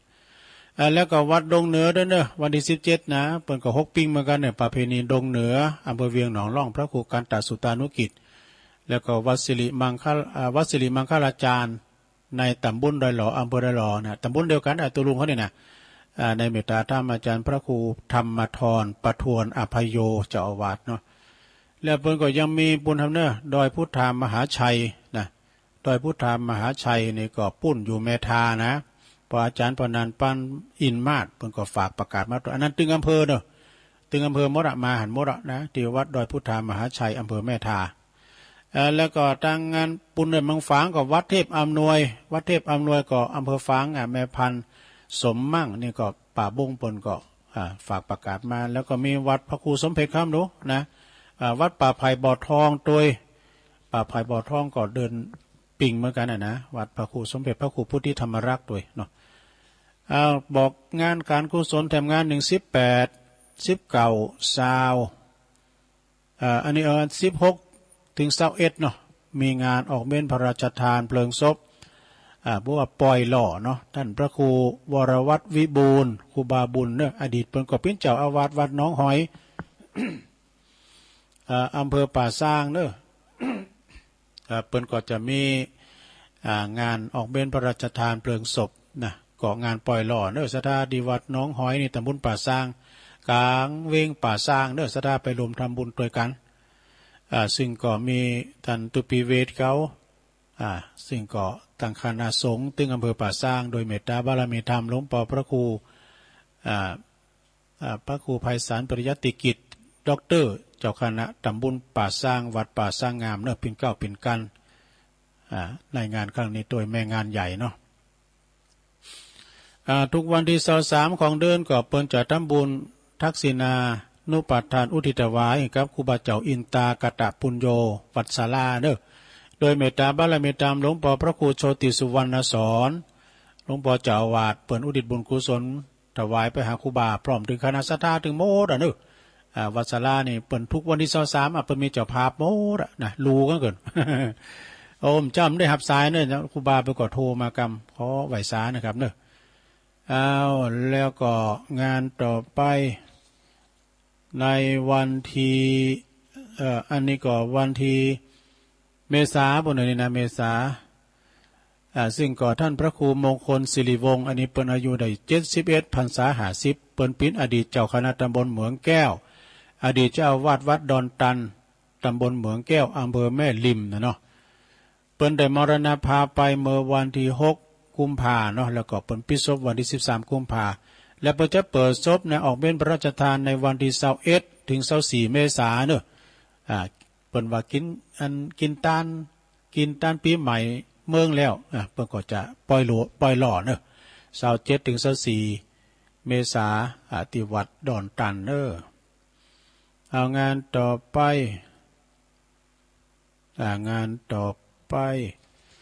อันนี้ออกเม้นพระราชทานเพลิงศพเหมือนกันเนอะ5 ถึง 10 เมษาย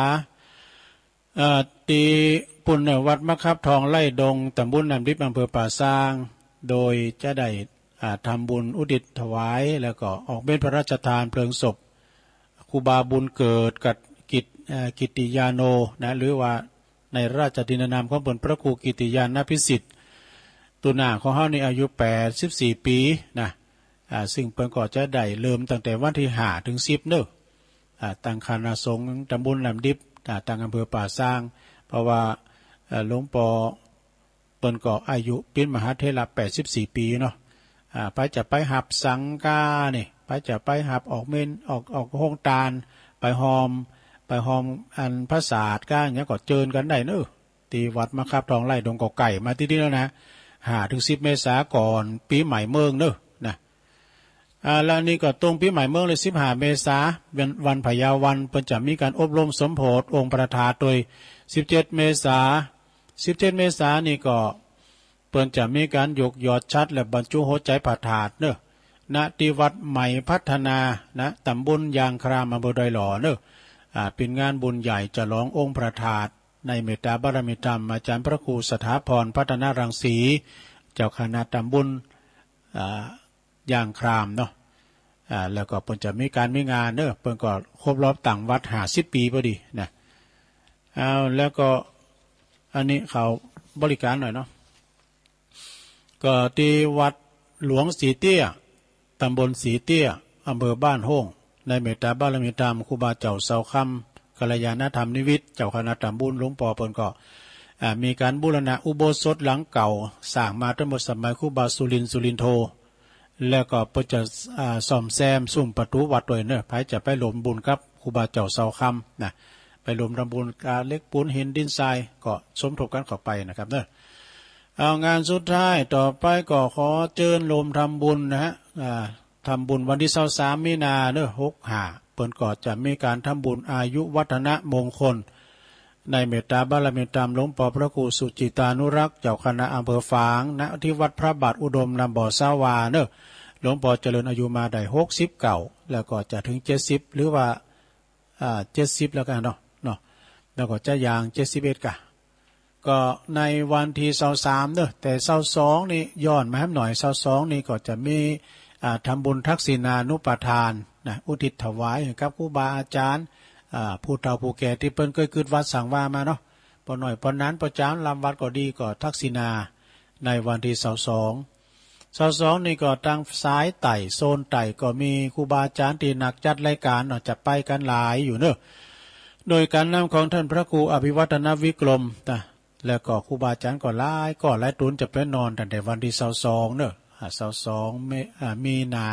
23ก็อยู่หันดูแรงบ่ได้ปิกนะ แล้วก็เปิ้นจะแจกข้าวแจกของอย่างด้วยแล้วก็พระครูอภิวัฒนวิกรมเปิ้นจะไปแสดงธรรมในวันที่22โดย21ก็มีการสนทนาธรรมกันเนาะปุจฉาวิสัชนานะผ่านนักจัดรายการทางซ้ายตั้งเวงป่าเป่าก่อนครูบาดอยนำทีมนะตุลุงดอยเปิ้นจะนำทีมมาเนาะมานอนด้วยกันเนี่ยนะเพราะนั้นอันนี้งานเป็นงานบุญใหญ่ก็ขอเชิญฝากเชิญชวนกับพี่น้องศรัทธาถึง3อำเภอเชียงต่างแม่อายชัยปราการแล้วก็ฝางช่วยกันเด้อศรัทธาพระเจ้าปิ้นเจ้าภาพรับปิ้นเจ้าภาพสังใหญ่ก็2 ปันสังรองลงมาก่อน1 ปันโต๊ะจีนนะก็โต๊ะละ1 ปันบาทเนาะจะไปออกโครงตาลก้ามสังก็เชิญได้เด้องานนี้ก็มี2 งานใหญ่งานมุทิตาจิตกับหลวงปอฉลองอายุวัฒนมงคลหลวงปอตุยแล้วก็งานที่2ก็ยกยอดชัดพระธาตุตุยนะโอ้ตังเมืองฝางเพิ่นหอมกันเต้สาธุเจ้าครูบาอาจารย์หอมกันเป็นหมื่นเป็นพันนะซะนะเนาะเจ้าบ้านเจ้าจองนะโอ้ยเปิ้นรวมใหม่รวมมือกันฟังหลวงปอกล่าวพิธีมนต์อกมนต์ใจต้นนั้นก็ปันต้นนั้นก็ปันเนี่ยเนาะต้นนั้นก็หมื่นเนี่ยโอ้ดีละหมู่เฮาเจ้าขาดอะไรก็ไปรวมบุญกับเปิ้นเด้อเอากันมีหลวงปอนี่พี่น้องเมืองฝางได้ยินนำทำอย่างซักอ่ะเนาะได้ยินปึงกับอันนี้กะกระบุญนั่นวิทยุหลวงปอเนาะโอ้ดังเสียงดังฟังชัดนะก็มีนักร้องลูกศิษย์ของหลวงปอไปห้องเพลงโดยนะเสรีลุ่งสว่างนะเปิ้นก็กับทีมงานจะไปห้องเพลงโดยนะแล้วก็งานของเฮาตีเปียมก้ามหนึ่งตีดอยนางแก้วก็วันเนี้ยเนอะศรัทธาวันที่13เนี่ยนะเปิ้นจะมีการตานตุงตานจอกันก็ไปเนอะศรัทธาเนอะตานจอตานตุงไปจะไปลมปิ้นจะพาทำบุญออนไลน์ก็ชุดนึงก็100 เก่าเนอะมีกันมีหยังเรียบร้อยหมดนะไปจะไปปิ้นเจ้าภาพนะหรือว่าจะไปลมอาหารเพลครูบาอาจารย์ก็เชิญเนอะวันนี้นะวันที่13ตอนนั้นไปก็พระจะไปวันใดก็ได้นะครูบาอาจารย์ถึงอยู่หันถึงว้านะ13 14 15 16 17ก็เป็นเดือนปิงแล้วนะ6 ปิงแล้วก็18 19 20งานใจงานแต่ก็จะมี3 วัน18 19 20นะโอ้แต่คือแล้วเนี่ยฟังอาจารย์ท่านพระมหาเสาแก้วพระครูปริยัติรัตนโชติเพิ่นก็กล่าวรายละเอียดไปแล้วตุลุงก็เอาซอแม่ครูแสงเปิดไปแล้วเนาะ อูถึงว่าการเปิดแผ่นสปอร์ตนี่นะซะนะบ่ว่าจะเป็นแผ่นสปอร์ตอันใดก็ตามตุลุงนี่เอามือถือเนี่ยนะเปิดนะเอามือถือเปิดไปเอาจู่ลำโพงมาดังๆนี่นะแล้วการทวารสถาโทรเข้ามาในมือถือโทรไลน์เป็นหยังมันตัดการถ่าโทรสายตรงนี่โฆษณาจะดักไปเลยเนี่ยเดินหน้าแต่ไปโทรเด้อการตุลุงเปิดแผ่นสปอร์ตนี่นะจะไปโทรเท่าเจ้าแม่ครูซ้อมเต้นจบสกรรมแต่ก่อนเป็นหยังเหลือหน่อยเดียวการนี้ก็จะไปโทรเด้อการว่าตุลุงเปิดแผ่นสปอร์ตนี่นะเป็นหยังนะเนาะเปิ้นฮู้ย่อมไม่ผิดต่อไปตุลุงจะตักตังลายกันเนอะไหนวันนี้ก็มาตกมาเตนเปิ้นเนาะตักตังลายก่อนขอบคุณเนอะที่เปิ้นฟังกันอยู่นะโอ้แม่สุทัศน์ดีมูลตักมาแล้ว แม่สุทัศน์ดีมูลแสนพรหมแม่ยายดอกตันล่อมนะรัตนาแล้วก็แม่หลวงสุมาลังกาพินอันนี้เปิ้นอยู่ป่าห่าตำบลเมืองจีเป็นเด้อแม่หลวงสุมานี่เปิ้นจางหมดนะแปลงโคแปลงหยังเคิงสะอันเคิงถอนเคิงสวดเคิงหยังแปลงสวยดอกไม้นะขันต่างยังไดหมดแม่มนพุทธนิมิตเตอร์เนอร์ไหวสาฟังอยู่เจ้าแล้วก็มีแม่ครูแม่แสงเอ้ยสุติวงศ์แม่ย่อยสันทรายเนอะโอ้แล้วก็ไม่มีเจ้าอธิการวิชาสุจินโนตักมาเดี๋ยวนี้นะ เจ้าอธิการวิชาสุจินโนเจ้าคณะตำบลบวงน้อยเจ้าวัดป่าตานบ้านแซมเอิ่นประดังประครูสุทัศน์กันทวังด้วยเนอะประครูปนพินจานด้วยหรอนะร้านพัฒนันเนอะเจริญพรขอบคุณเนอะติดตักมาแม่แดงอัมพรจากแดนดอกไม้ตัวยจอมตองแม่ครูทองคำที่วงคำเนี่ยอันนี้ก็รถตู่กันแล้วนะรถตู่กันนั่นแหละเพราะว่าวันนี้วันติดเจ้าตุลุงลืมกล้ามลืมนะเจ้ามันลืมไปหน่อยเนี่ยวันเสาร์พวกวันกิจกรรมมันว่าไปก่อนมันจะกึดนะจำเตือนนะว่าไปก่อนเตือนก็หลันออกไปก็ดีละเปิ้นมาตักมาเตือนก็ดีละอัมไซเมอร์แล้ว คุณแม่เดือนเพ็ญทิมวางฟังอยู่เจ้าอันนี้น้องหานำบ่อลงโอ้ทัดกันมาคุณยายจันเรือนใสวันนี้ไปตัวพระครูเจ้าวันนี้แม่จันเขาเปิดจะไปเล่งเพลนเนอะวันนี้เปิดจะไปตุลุงก็วางพอดีเป็นยังว่าเฝ้าวัดได้ก่อนที่จริงก็จะไปวันนี้นะสั่งรถแล้วนี่จะไปวัดช้างขาน้อยให้กะตาไล่ป้าก็เดินไม่ดี ป่าสร้างน้อยบันปุงป้าก็เดินเอาบุญไว้ทรงน้ำทับฉลีจอมยองโอ้เนาะ19 เมษาป้ากันปาจารย์สมเพชรปัญญาโนไหวสานะครับเน้อด้วยความเคารพเน้อฟังอยู่ครับทำเจ้าก็เตดก็ทำเปิดโยมชื่นใจปางน้ำทุเน้อชื่นใจภัยวันปางน้ำทุนะแล้วก็มีคุณแม่ศรีธรปุ้นเปิ้นอยู่ชัยปาการหนองโบสุดที่สอนใจนะสาธุฟังอยู่นะครับเด้อวันนี้ปลงมงคลลูกควายหน่อยเด้อน้องเอ๋กะมันตักมาแม่พินแม่สายพินกัลยาอันนี้จังซอประจำคืนเปิ้นว่ากราบไหว้สาเจ้าตุลุงนะก็เดินมาซอเด้อคุณแม่กันดาศรีเนตรวันนี้เปิ้นก็ฟังอยู่วันนี้ตุลุงมาแตนเปิ้นเด้อท่านพระครูเปิ้นนั้นเปิ้นไปกรุงเทพพระครูวรธรรมนาถเปิ้นไปกรุงเทพนะตุลุงก็ไปไหนก็แตนกันไปเนาะแม่บุญยวงแม่น้อยแซ่พันฟังอยู่เนาะอันนี้พี่น้องจากบ้านไกลแม่จิรพันธ์โมป้อนะปุ่นแม่ขัดจานหนองบัวนะโยมแม่อันนี้แม่อัมพันธ์คุณแม่อัมพันธ์ยานาตาลเนาะบ้านหวายคุณพี่น้อยพี่ยุพินหอมมาลาอันนี้เปิ้นอยู่แม่หยวกเนาะในกลางเวียงเชียงใหม่นะแล้วก็จอวิชัยฟังอยู่แม่คำแดงคลองมีนะพี่น้องฟังมาแล้วแม่คำแดงฟังอยู่ขุนแผนสกายหนึ่ง เจริญพรเนี่ยท่านประธานแล้วก็มีชมรมสกาย88นะเมตตาธรรมอาจารย์ท่านอนาลัยโยนะเจ้าอาวาสวัดน้องเกืองไหวสานะครับเด้อไหวสาโยมวันลาโดยเด้อวันลานะแล้วก็มีแม่ศรีดาคนงามจากเวียงป่าเป่าตัวแล้วก็บรึบนี่มอกแคนหน้ากันนะมอกแคนหน้ากันใจค่ะศรีนวลแม่ศรีนวลก็ฟังศรีนวลสีจมจากแม่ไอฟังอยู่โยมแม่ชีจินพานีอู่ทองโดยเนอะวรดรจากปูนเป็นอยู่ปูนดอยน้อยพัฒนาเนอะน้องหานสันทรายลีลาวดีเนี่ยฟังอยู่อาจารย์โหน่งอภิญญาเนอะเจ้าของผลงานเพลงดอยนางแก้ว แล้วก็เพลงดอยน้อยโดยเปิ้นห้องถวายนะเนี่ยเปิ้นห้องถวายแม่จันเพ็ญคำโพธาเจริญปอนเนอะมีแล้วบอกอันนี้ก็เป็นการตักต่างลายเนี่ยขอบคุณเนอะแต่ว่าเปิ้นว่าอย่างปบุญธรรมตัวเนี่ยปบุญธรรมใจกาดเจ้าก็ตักมาต่างลายถ้าว่าเปิ้นตูมต้านไปก็อุ่นใจว่าตัวลุงตักต่างลายก็เนอะนะก็ตักกันไปแล้วเนาะก็ขอบคุณเนี่ยตัวลุงได้ตักไปก็กันเดียวก็ค่อยตักมาเนาะครับคุณตาลุงได้ตักเปิ้นก็ตักมานะ ฉะนั้นวันนี้ก็จะไม่ลืมเนอะไปตาลตุงด้วยกันวันนี้ยายพรยังมาก่อนนะยายพร เจริญปอนจักเจ็ด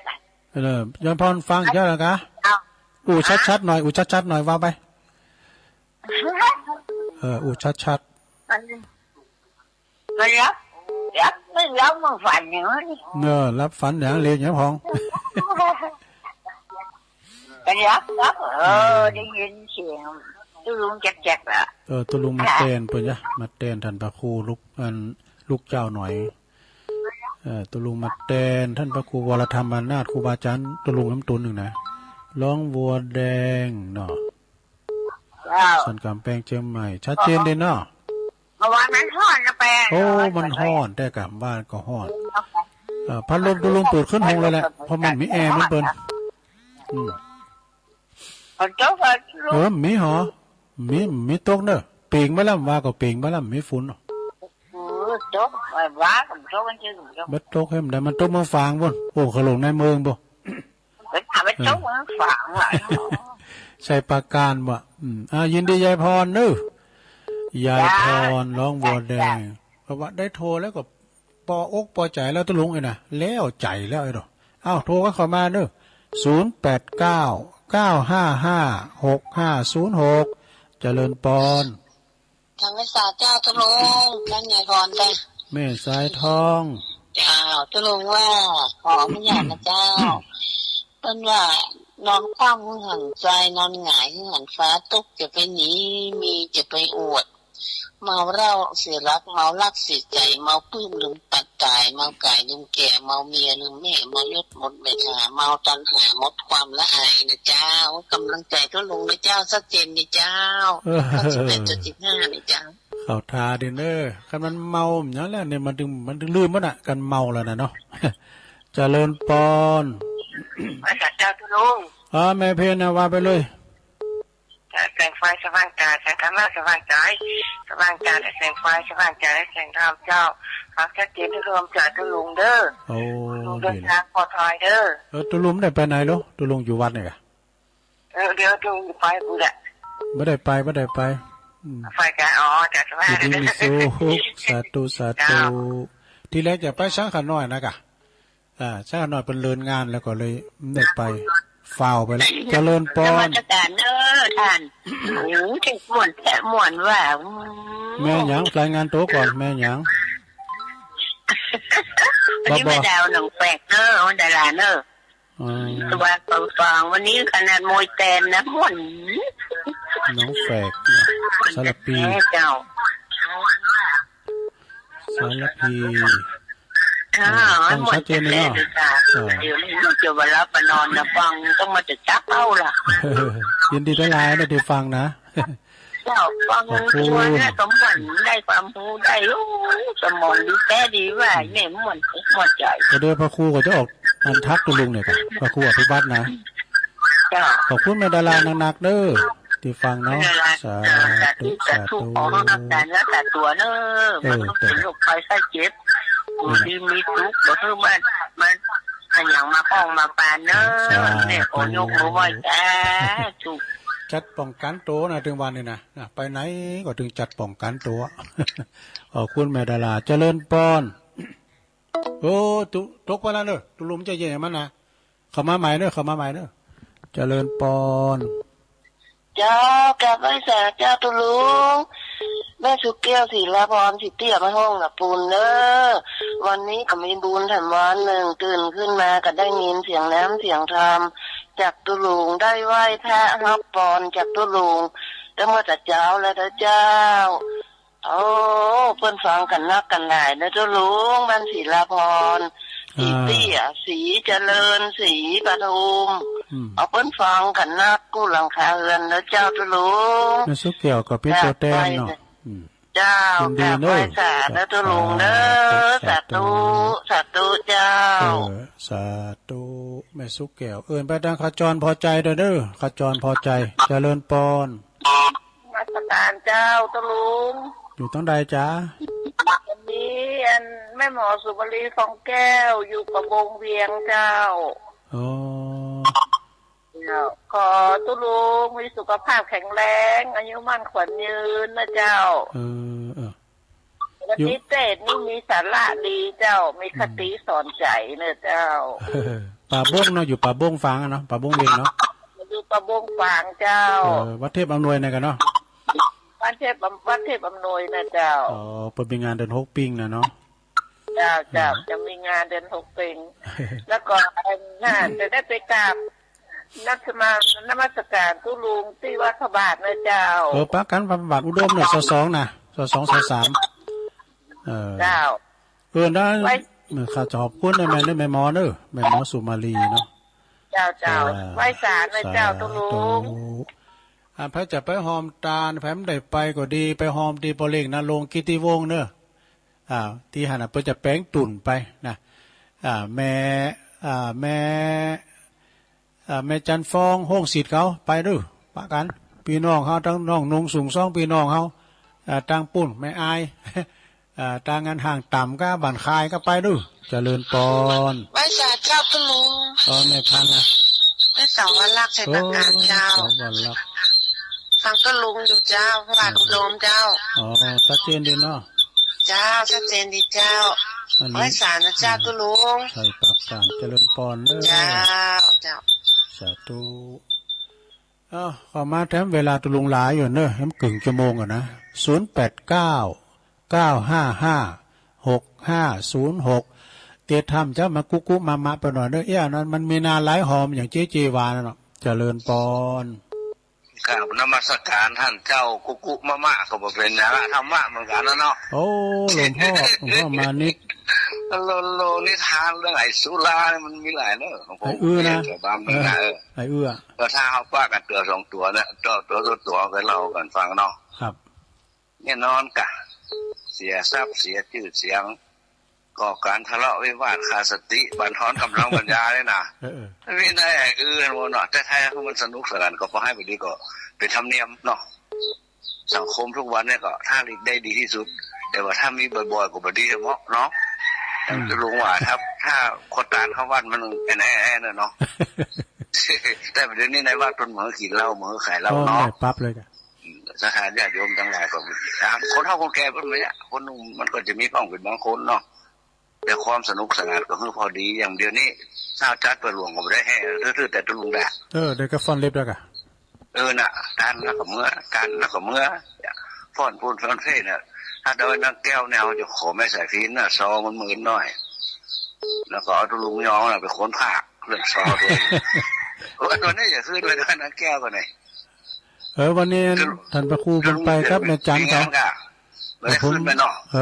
ไม่อยู่วัดนี่กะพระครูเพิ่นในจันทร์เขาเป็นเล่นเพลงพระครูไปตอนบ่ายอ่ะมันเนี่ยเพิ่นไปตอนบ่ายกะก็ได้ยินวันนั้นว่าตอนบ่ายก็เนาะอย่าไปวันที่13ที่เลยนะแก้วอ่ะเดี๋ยวพระครูแดงไม่ให้ไปละแต่คืนไปเตะเตียนศพหลวงพ่อสุมนต์ประสิทธิ์ไม่จ้องผมไปถามแต่ว่าผมไปกราบศพข้างหนึ่งรถไปบ้านศพบ้านสัตว์แต่ว่างานศพทั้งนั้นเนาะงานเขาดำทั้งนั้นน่ะแล้วก็รวดไปกราบท่านแล้วก็ไปอันปุจจาพาดตอดบางสกุลท่านในชุดหนึ่งเอกอ่ะคณะกรรมการเพิ่นอยู่ห้างก็บอกผมมาฟังทางเมื่อคืนนี่ผมใช่จะไปปุ้นอ่ะคืนวันที่6วันที่7เพราะว่าเป็นที่6วันที่16อันตลุงอันคณะสงฆ์ดอยสะเก็ดก็ว่าทุกคนทั่วไปจะเป็นเจ้าภาพกันเทศหลวงพ่อวัดดอยสะเก็ดหลวงพ่อใหญ่เจ้าคณะอำเภอดอยสะเก็ดเป็นองค์เทศแต่คืนนี้พระครูแดงเนาะเทศตีไม่จ้องนะเทศตีไม่จ้องแล้วก็มีทัศน์ญาติโยมก็ไปฟังอยู่เรากับผมก็จะชวนทัศน์บ้านเฮาเนี่ยตอนที่เปิ้นทำบุญ50 วันก็จะมีโครงการในใจนี่แต่คืนนึกละว่าถ้าบุญญาบารมีเติมมารับนอนตอนตายก่อนที่ลุงเปิ้นจะทำบุญ50 วันเนี่ยผมก็จะรับอย่างสักอย่างนึงในคณะนามของศรัทธาสำนักสงฆ์ของบุญเก่าก่อนแม่แดงแต่บุญไม่ปรุงอุทิศส่วนบุญให้กับท่านพระครูสมุนประสิทธิ์เนาะอันนี้ก็บอกข่าวว่าประกาศว่าใช่แห่50 วันก็เนอะทั้งหน้าได้เคยว่ากันนะลุงเนาะครับผมแต่ลุงจะขึ้นไปวันที่15บอกกับลุงอ่ะไม่ละตอนนี้โยยไปวันที่16นะไปหอมตึงสปะเพื่อนที่เปิดฝากคนนี้แต่ว่าแม่เพนตวีมันก็มาหาผมนี่มีซองมาฝากแล้วแถมเนาะแล้วก็รวบรวมใส่ซองใส่หนังเขียนชื่อเขียนเสียงคนเซ็ตรถละที่ทั้งปนฝากมายังมาคำกัมพูค้าบ้านเพิ่นก็ฝากใส่ซองไว้นี่ละทางงานบ้านเกาะ ตำบลเชียงดอยก็ใส่ซองวันนี้แหละเตรียมไว้ทุกอย่างใครจะเพิ่มทำก็เพิ่มได้อยู่วันที่16อย่าขึ้นไปตานตุงวันที่20อย่าไปฟังซอครับผมที่วัดพระธาตุนางแก้วไหว้สายนะครับผมหลวงพ่อมานิษฐาวโรสำนักสงฆ์หอมบุญเนอะประกอบไปลำรถตู้หนึ่งอ้าวพ่อบุญตันไม่ขาดลุงพ่อบุญตันป่าไร่นี่เนอะมารับนอนลุงสามยอดจับละทีละฟังกันไปเนาะตัวลุงก็มาตกมาแต่งเปิ้นฟังคนขมวนเนี่ยลุงเนาะกำลังใจลุงเนอะขอบคุณป้าบุญตันหลายๆเนอะสาธุสาธุเนาะไปดังอาจารย์เกษมปัญโยเลยเนอะอาจารย์เกษมปัญโยโหยปัญจ้อยและอันนี้ก็นพรัตน์กับปัญโยเหมือนกันว่ะสันขอแคปุ่นนะโหยทรายนพรัตน์ปัญโยแม่บุญศรีกับปัญโยโหปัญโยนี่กว้างๆเลยมาแล้วเจริญปอนดีแล้วปอธนัทน้องผมฟังอยู่นะครับปอธนัทวันนี้มาเจ้าได้ผงเป้าหมู่สี่ขอบคุณเนอะปอเนอะครับผมมาจากผงเป้านี่เปิ้นฟังกันหลายเนอะผงเป้าหมู่สี่เปิ้นมือหรือหมู่11เปิดดูแม่เลี้ยวแม่โบคีเขาแม่โนนเขาน้องตายเขาหลายเจริญปอนด้านจากยอดลุงอันนี้แม่สีทอนแม่สีทอนนี่เสียงถึงเหมือนเปิ้นเราจำได้น้องบัวชัยปราการฮะมาแต่งท่านพระครูนะทำแบบนั้นเปิ้นไปกรุงเทพขึ้นนางคืนไปเกินเปิ้นไปปฏิบัติศาสนกิจน่ะตุลุงก็เต้นแปกเจ้าฟังแต่เจ้านั่นเนอะชัดเจนดีเนอะขอบคุณเนอะแม่สีทอนเนาะเจ้าไม่สาเจ้าน้องบัวชัยปราการพระเจ้าก็แม่สวรรค์นะประกอบน้องบัวชัยปราการเหมือนกันนะพี่น้องต่างงานนี่รอน้องยาวน้องยาวคุณยองเหมือนกันน่ะโทรมาเจริญปอนตีแล้วเจ้าอุ้ยอินนะฟังดีนะเจ้าอุ้ยอินมาแล้วอุ้ยอินแม่สาบเจ้าโทษกับมันติดอ่ะกระลงติดแล้วเหรอแม่สาบสมมุติเจ้านะเจ้าดีแล้วกะแม่สาบสมมุติสาธุโธ่อันนี้หนึ่งเดียวคนนี้จากแม่สาบเสมิงไฟแดงเจริญปอนนมัสการครับปนั้นจันห้วยปิงมาแล้วผมขออนุญาตสัก3 นาทีนะครับไกลนักไปก็หา3 นาทียาวไปอยู่เนอะเดี๋ยวเขาจะจมเอาวางมาแล้วมีอย่าง2 นาทีครับเอา2 นาทีละก็เวลากินที่ปากแต่มาที่ขาพี่อย่างฮะใครหูจักเนอะเอาวางไปเลยจะได้กรุณาตอบผมด้วยนะครับแล้วแต่เนี่ยผมกับปุ้ยน้ำมวยมาเก่ามาก่อนแต่น้ำมวยนี่แต่นี่ลำบากนะครับโดยบังเอิญเนี่ยมาไว้บังคับต้องสู้สมัย2527นะครับขอบพระคุณครับขอบคุณเป็นลุงนันจันเด้อพี่นันจันโหเป็นว่าเป็นนักมวยเก่าเป็นนักมวยเก่าแต่ตัวลุงนี่เป็นนักร้องเก่าหวยปิ้งเนี่ยเพิ่นกินที่ปากมันเมาที่ขาเนี่ยมันเป็นยังฮะเดี๋ยวแพทย์ตอบมาเด้อเจริญปอนไม่สาตัวลุงครับปอนนั้นประเสริฐพี่น้องบันไกหน้าหน่อยหน้าแดงตั้งแต่อันตีสีครับโอ้เสียงกำมันที่น้องมีสาระประโยชน์ที่เขารอนาแดงว่าก็แล้วถูกกูยังกวนแต่เขาว่ากันมันเอาต้องเจ็บตัวจำใจไว้เนาะแม่นแต่เว้นเขาเรารู้แต่กะคิวไปคิวมันเนาะทังสัตว์เจนดีอันประวัติเราทำน้ำใจต้องใส่ลังหน้าเราเขาเนาะแล้วมีคำความสอนจุดคิดดีใจแล้วเขาก็คิดนั่นคิดถึงน้ำถึงคำเขาก็โอ้สบายใจเขาแม่นแต่สุดท้ายขอตรงอยู่ดีมีสุขอายุวันยืนยาวไปลงลมใสแก่ประสบการณ์ต่อไปนะครับจะได้เจ็บเป็นจะโรคภัยเบียดเบียนครับสาธุโธ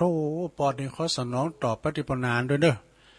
เพราะจะไปหอมโถหอมหยังต่างๆน้ำผึ้งน้ำอ้อยหยังกอดดีหลวงพ่อมานิดเด้อเจริญปอนไอ้สาเจ้าทุลุงฟังอยู่เนอะแม่หยังแม่น้อยอุตุดีเจ้าลำปางอะไรน้อยแม่น้อยอุตุดีเนาะฟังอยู่เนอะทุกเจ้าฟังบ้านไร่นาน้อยเนาะเจ้าลำปางเนาะแม่เนาะแม่ฟังอันบุญญาวาสเนาะเจ้าบุญญาวาสเจ้าโอ้ดีแล้วฟังไปติ๊กๆนะแม่เด้อก็ได้ฟังธรรมครูต่อนี่ครับนะจ้าสาธุมีสายลำปางเด้อพี่น้องแม่น้อยอุตุดีสายต่อไปเจริญปอนเจ้ากับไฟช้าเจ้าตุลุงไอ้สายพี่นะเจ้าพี่น้องต้องฝ่ายด้วยแดนมาแล้วเจ้าฟังตัวรับตัวตุลุงก็ไม่ปิ้นหยังผมทำกล่อมรับก่อนเจ้าพี่หยังแต่ทางงานประดุลเขาก็ฟังอยู่ก้าเจ้าฟังกันปฏิคำนะต้องฝ่ายด้วยแดนขอบคุณเลยแม่เด้อเจ้ากับไว้สาเจ้าสาธุอันนี้เป็นแฟนพับประจำเนอะแม่สายพินเขาสายไต่เจริญปอนไว้สาเจ้าแม่จันเลื่อนใสมาแล้ว7 โมงปลายจะออกมาเป็นดื้อไปเล่งเพลงเถอะนะเจ้าดีแล้วอนุโมทนาบุญแต่กะไปกันหลายไปตุลุงน่ะเอาไปมาตุลุงได้ไปเอาไปมาได้ไปมั้งอันปุ่นได้ไปเพราะว่าเพิ่นเลินงานเนาะไปวันที่19 เมษายนตุปิทูลเขาเพิ่นเลินงานไปก่อน17ก็ไปกันใหม่เนาะ17ก็ไปกับ17ก็ไปให้หมอแต่ละไปรายวันอยู่กันเนาะรายวันอยู่ไม่เดินเพลนก็ไปกะไปด้วยกันเป็นการดานะครับไปตัวพระครูแต่กะแม่น่ะดีแล้วเดินทางปลอดภัยนะแม่จันเด้อเขียนค่าปลอดภัยชัดเจนดีเนาะสาธุขอบคุณแม่จันหลายๆเดินทางแคล้วคลาดปลอดภัยวันนี้ก็เป็นตาลตุงเด้อเจริญปอนไปแขกเจ้าตุลุงแม่เหลียวชัดเจนเลยเจ้าตุลุงแม่เหลียวขวงเป้ามาแล้วฟังแขกเจ้าและเจ้าอันนี้หมู่11เนาะพอธนัดหมู่14กับหมู่4แต่ว่าแขกเจ้ายินดีแม่เหลียวเด้อสาธุเจ้าโอ้เวลาตุลุงหลายอยู่เด้อโทรเข้ามา0899556506ปหน่อยบุญปันได้แล้วลูกหลาก้าวันนี้เจริญปอนก้าวไหวสาตุลุงงามจับมาลิ้มแดกฟังลำตะกันเลยดีกะดีกะคุณเฒ่าเห็นกำลังใจกันเนาะคุณเฒ่าโบกก้างเนาะคุณเฒ่าไอ้เด้อคุณเฒ่าโบกก้างคุณเฒ่าโบกก้างจ้ะสังกำแพงชัดเจนดีเนาะจ้าเรียกได้ยินดีจ้ะสาธุโบกก้างศีลดนตรีเป็นมนต์เนอะเคยฟังเครื่องเสียงเป็นดังด้วยโบกก้างไม่ต้องโบกได้แล้วได้แล้วไม่จะรู้นะไม่สาเจ้าแม่หยังเขาจะรู้เนาะแม่จะรู้ปกปินเมืองวันนี้ก็ไปอยู่เนาะเจ้าว่าจะไปท่านมาได้ไปค่ะเจ้าตุลุงได้ไปเพราะว่าตุลุงก็เฝ้าวัดอยู่วัดนี่ค่ะอยู่วัดนี่แหละฟังอยู่นะเจ้าบ้านป่าฮาเพิ่นก็ฟังจะหลายแต่เพิ่นโทรก็เอาแม่จะรู้นี่ค่ะเป็นนั้นแม่จะรู้ในเป็นเก้าเนาะเป็นตัวแทนสื่อโทรมาเนาะเจ้าว่าจะไปตานแล้วก็อาจจะเสียอีกกะไปตานมันคนจะหลายทยอยกันไปเนาะมันมี2ช่วงกันเนาะช่วงเจ้าก็10 โมงช่วงที่2ตอนบ่าย2 โมงเนี่ยกะนะเข้าใจก็ดูแลสุขภาพด้วยนะเจ้าแม่นะพอตุ๊กเก่าเขาดูแลสุขภาพนะอันนี้เกี่ยวนี่มันขาเลยล่างมือด้วยกินด้วยว่ามันกินแล้วไปกินได้ไหมแอลกอฮอล์เนี่ยการไหนน้องเลยโอ้อันนี้ทานเดี๋ยวเช้าม่วนเนอะไอ้นะไอ้สุระน่ะเพื่อแบบเจ้าไอ้สุระเนี่ยมีสุราเนาะ สลาน้ำปิดกินแล้วเมาสึงถ้าน้องเป็นปืนอาจจะเป็นเฝ้าเจริญปอนมือนะเขาไม่มือเจริญปอนกับปอนเขาไม่มือนิ้วนี่แม่จันสีอ่ะทุกคนใช้ที่เขาเนี่ยนึกไว้แต่ดีเขาคือโดนตัดแถมบ้านมะกอกยังหลอกไม่ใช่ตัดเลยอันคือว่ามันใจมันจูนกันมันตัดเลยตัวลุงก็โคตรชี้ฟังนะแต่ลูกเขาหัดนำก่อนแล้วไม่พอใจแล้วดีแล้วลูกสาวไปเป็นลิงมีลายหรือไม่ลายอย่างมีลายอ่ะเอาไปสั่งมันเป็นของย่อสื่ออ่ะเอาเพื่อคืนหน่อยนี่ถึงไงลูกเขาโทรออกเลยนี่อยู่ที่ยังนอกอาจารย์เจ้าอันเดียวกันจะฝากันทำให้ตูไปตีไปเนาะแม่อาจารย์ไม่ตีจะไปบันไดอ่ะได้แล้วคุณพี่ยังฝากไปเด้อเนอะฝากตั้งดีไหมหักบันไดอ่ะหอมบันไดอ่ะดีแล้วหอมบันไดหาลอยนะฝากอาจารย์ไม่ตีเนอะผมจะโอนหา10 บาทไปเลยเขาโอนไปหา10ไปเลยไม่ลืมโอนฝากอาจารย์ไม่ตีไปได้ฝากง่ายดีเข้าได้ขอบคุณนอนบ่ายบ้านนอนบ่ายบ้านเพื่อปันป้อนหน่อยกะปันป้อนออนไลน์มาวันนี้แม่ยุโมทนาติดแล้วก็เป็นตู้ไปก่อนนำอยู่แหละขอบคุณสาธุโอ้นักกามว่าแม่วันกันเต้นนี่ก็แม่วันโทรมากำลุนอ่ะแม่วันเขาแม่เสมเขาแม่เซนฟังเจริญปอนไปช้าเจ้าสุลุงแม่ไข่แก้วเจ้าบุกก็หาอันจะโอนสตางค์เข่าเตียนบัตรเดินอันนี้โดยนางแก้วไม่เล็กไม่นี่นะแม่ไม่เล็กนี่นะอันใดแล้วมันโอนอันนี้มันถึงเนี่ยสุลุงดีเลยก็ตาได้ไหมตาได้เดินประกาศให้กันเจ้าที่สุลุงอื่นนะเจ้าโอนอันนี้ถึงนอกถึงแล้วนี่มันมาแถมใหม่นะอันนี้นะอันนี้กองทุนนี่ก็มันเมื่อกี้มันมีเลขเพราะหลายเนอะ545นี่นะ256 7 9 5 9นี่นะมีตัวอย่างเอาตัวเนี้ยมันก็อันนั้นไปแล้วแล้วก็ได้เงินล้านนี่เงินแล้วก็โอนไปอย่างนี้อ่ะดีแล้วขอบคุณหลายๆเนี่ยไม่เคยแก้วเนอะเอาว่าจะมาประสร้างนี่ยื้อแล้วเป็นลุงเลิกเอาหัวเป็นเลินเลยเป็นเลินไปเป็นเอาวัตถุโคลัดโหลดอาบน้ำเป็นเอาวัน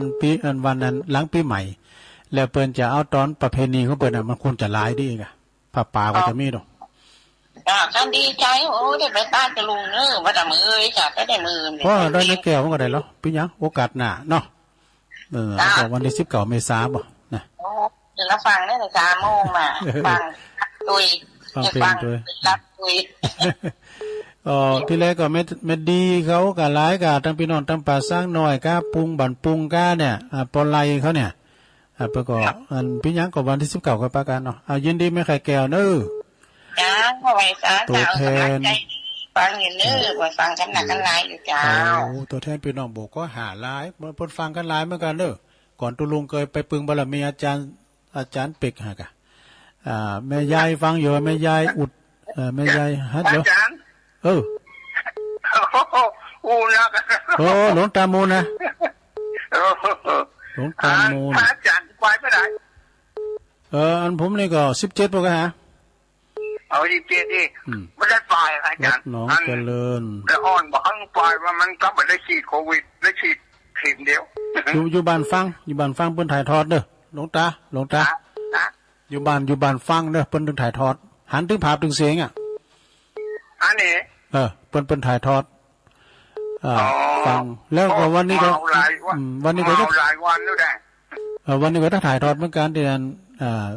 นี่ก็ตีคืนถ่ายทอดกะวันนี้ถ่ายทอดตานตุงเตียนตานตุงวันนี้กะเฉพาะเตียนโดยต้องซักนะจืดเพิ่นถ่ายที่นี่ทีเดียวเอาฝากคนมันลงเอาฝากคนมันลงไปอาจารย์ฝากไว้แล้วก็ดีแล้วกันเนาะเอาฝากไปแล้วโทรไปหาพระครูอันนั้นไปว่าหมูน่ะมาถึงจะเลยนอนเพิ่มปลาคุณเดียวเพิ่มจับคุณอยู่ได้คุณตัวน่ะเพิ่งจะปล่อยคุณกับมันก็ถึงนะกะมันก็ถึงนะกะก็ที่คำว่าจะปล่อยนะก็อีกคำบ้านหนองเจริญนี่นะอีกคำไปแล้วบอกปล่อยสักคำแล้วบอกว่าแม่จะบอกแม่ไม่จานแม่อันอย่างไม่ใช่นะมัน มันลงที่เด็กมันลงรู้ไม่ยังมันลงเลยอ้าวขอบคุณหลวงตาเลยหลวงตามูลเจริญพรเด้ออาจารย์เด้อวางมาตะวันกบวางไหวสานะครับเด้อหลวงตาเด้อไหวสานะสายก็นักขนาดเนาะสายนักขนาดเนาะครับไหวสาครับสาธุสาธุหลวงตามูลโธ่กันตุลุงไปจวยงานนะปุ่นนะเด็ดเอาอันพังอ่อนเมื่อกี้เนี่ยตาเปล่งลึ่งอ่ะเจริญปอนครับไหวสาครับตุลุงครับจังได้จ้ะน้องเบลครับน้องเบลมาแล้วครับฟังแต่เจ้าแล้วครับฟังตั้งแต่ตี 2ปลายตี 3แล้วครับอ๋อดีครับเป็นกำลังใจให้ตุลุงนะครับตะกี้ก็โทรหลังไมค์แล้วเนาะเจ้าอู๋ก่อนเดี๋ยวถ้าเข้ารายการแล้วดอกที่ยังได้ยินเสียงเพลงตุลุงแล้วก็เลยโทรหาอ๋อดีแล้วก็ครับว่าจะได้ก็คือกำลังใจตุลุงนักๆนะครับวันนี้ถ้าตุลุงไปไหนก็ขอให้เดินทางปลอดภัยนะครับท่านได้ไปไหนฮะฝ่าวัดวันนี้นะครับจะได้ขอคือกำลังใจตุลุงนักๆเลยนะครับขอบคุณน้องเบลเนอะครับขอบคุณครับสาธุน้องเบลคนสู้ชีวิตหรือว่านักร้องเนาะเพิ่นจะไปปุ่นน่ะโดยปุ่นเนอเตียนเมืองฝางเจริญปอนจ้าไว้สักเจ้าท่านงานยังได้ฟังอยู่แน่อันนี้แม่จันสีสุขาแจงโหรินเจ้าชัดเจนดีนะเจ้าฝนก็บ่ตกท่านฮ้อนไม่ฝนอันมันก็อากาศมันถึงยามมันตกดอกให้ฟังเจ้าแล้วเนาะเจ้าฟังเจ้าดีแล้วขอบคุณแม่หลายๆเนอะแจงโหรินแม่จันสีสาธุ0899555656เจริญปอนไว้สาธุมาแล้วเจ้าบุญตันอันนี้บุญมียามบุญปันป่อบุญมีรู้ชื่อได้ไม่คำที่ไหนคนเก่านี่มันอู้เนี่ยเนาะแต่ว่าแบบตัวอีกคำไหวคุณเก่าลูกก็โยมไม่คำเลยชื่อดีซื้อดีกว่าเป็นแบบคุ้นเก่าเนาะคนเก่าเนาะคุ้นเก่าเนาะอ่ะครับฟังกลางฟังเจ้าแล้วนะฟังใจตุลุงนะโอ้ขอบคุณหลายๆเนอะสาธุตัดเกณฑ์ดื้อตุลุงไว้สาปอบบุญมีเมืองกลางพุทธแฟนพันธุ์แท้เพิ่นฟังมาตั้งแรกเลยนั่นน่ะอ้าวเจริญปอนเวลาเหลือจะหน้าของเราขอบคุณได้ยินเสียงหลวงตามูลแบบเดียวนี่กว่าหลวงตามูลหลวงตามูลเสียงว่าน้อยล่ะเสียงน้อยเสียงน้อยลุงการถ่ายทอดอันสถานีวิทยุฝ่ายหินเที่ยวดอนนาแก้วในถ่ายทอดวันนี้ก็ถ่ายทอดก็ครับอันนั้นปุ่นได้ยินแล้วนั่นนี่มีกับฝ่ายหินมีพี่กะฝ่ายหินไปได้สัก18 19 20อันนี้ฝ่ายหินถ่ายทอดวันที่ใดก็ครับฝ่ายหิน18 18 19 20วันเตะนะครับ18 19 20เพราะฉะนั้นการที่พูดไปห้องก็ได้คงจะไปได้ประกาศออกทางสถานีการถ่ายทอดนั่นค่ะ18 19 20วันนี้เดี๋ยวประกาศคนที่เพิ่นไปห้องตาลห้องกินด้วยก่อนนะวันนั้นน่ะหรือว่าจะถ่ายทอดอย่างอื่นเป็นสวดเป็นนั่นเป็นหมดกะอย่างใดพ่องจะมีอยู่9ประกาศอย่างทุลุงประกาศกูเตือนน่ะกูมันกูเตือนนะกะพักสนามก็มีหรอก็ทุลุงมี5น้องงอนไม่ก็จะแห้งแล้วกันเนาะพักสนามก็อย่างกูเตือนสถานญาติโยมต่างปอกมาออกที่ว่าจะฟังการถ่ายทอดนี่นะเดี๋ยวชื่อเตียนฝากตานี่ไปประกาศก่อนเมื่อวันเลยแม่เขาตื่นเมื่อคืนมันรีทำเจ้าเขาประกาศเพราะว่าสองมีทุลุงนี่พร้อมหมดละจะขอนิมนต์ทุลุงยองประกาศออกอากาศตอนที่เขาถ่ายทอดที่วัดอันที่พระธาตุดอยนางแก้วเจ้าวัดสุมาเถอะตลอดงานนะทุลุงนอครับก็ต้องเอาไว้สาเวลาก็เหลือผมจะนักบอกอะไรก่อนนะครับไว้สาหลวงตาหมุนเด้อๆกราบนมัสการหลวงตาด้วยนะครับครับ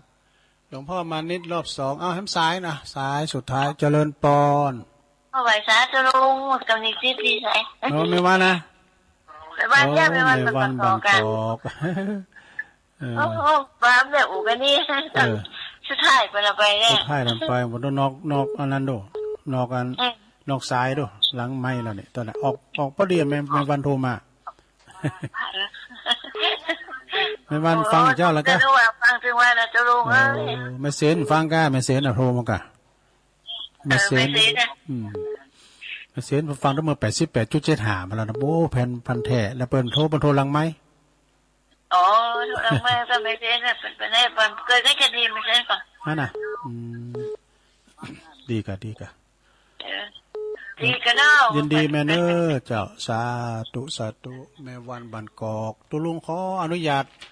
ยกหูกันเนอขออภัยขอสุมาที่เปิ้นโทรมาตุลุงได้หับสายเนาะตุลุงจะโทนสายกันเนอยายพรร้องวัวแดงปิ้นสายแหลกโอ้วันนี้อันแม่น้อยติดซะก้านเผาแม่น้อยก้านยายพรลูมพุ่งมาโทรมาใหม่เด้อสายที่2ก่อนแม่สายทองธัญแก้วเปิ้นเล่าเรื่องความเมาขอทาดิเนอความเมาเหล้าแม่เพนขาวเตี้ยแม่ดาราหนองแฝกสลับปีแม่สุแก้วศรีลาพรแม่หมอสุมาลีกองแก้วป่าบงเวง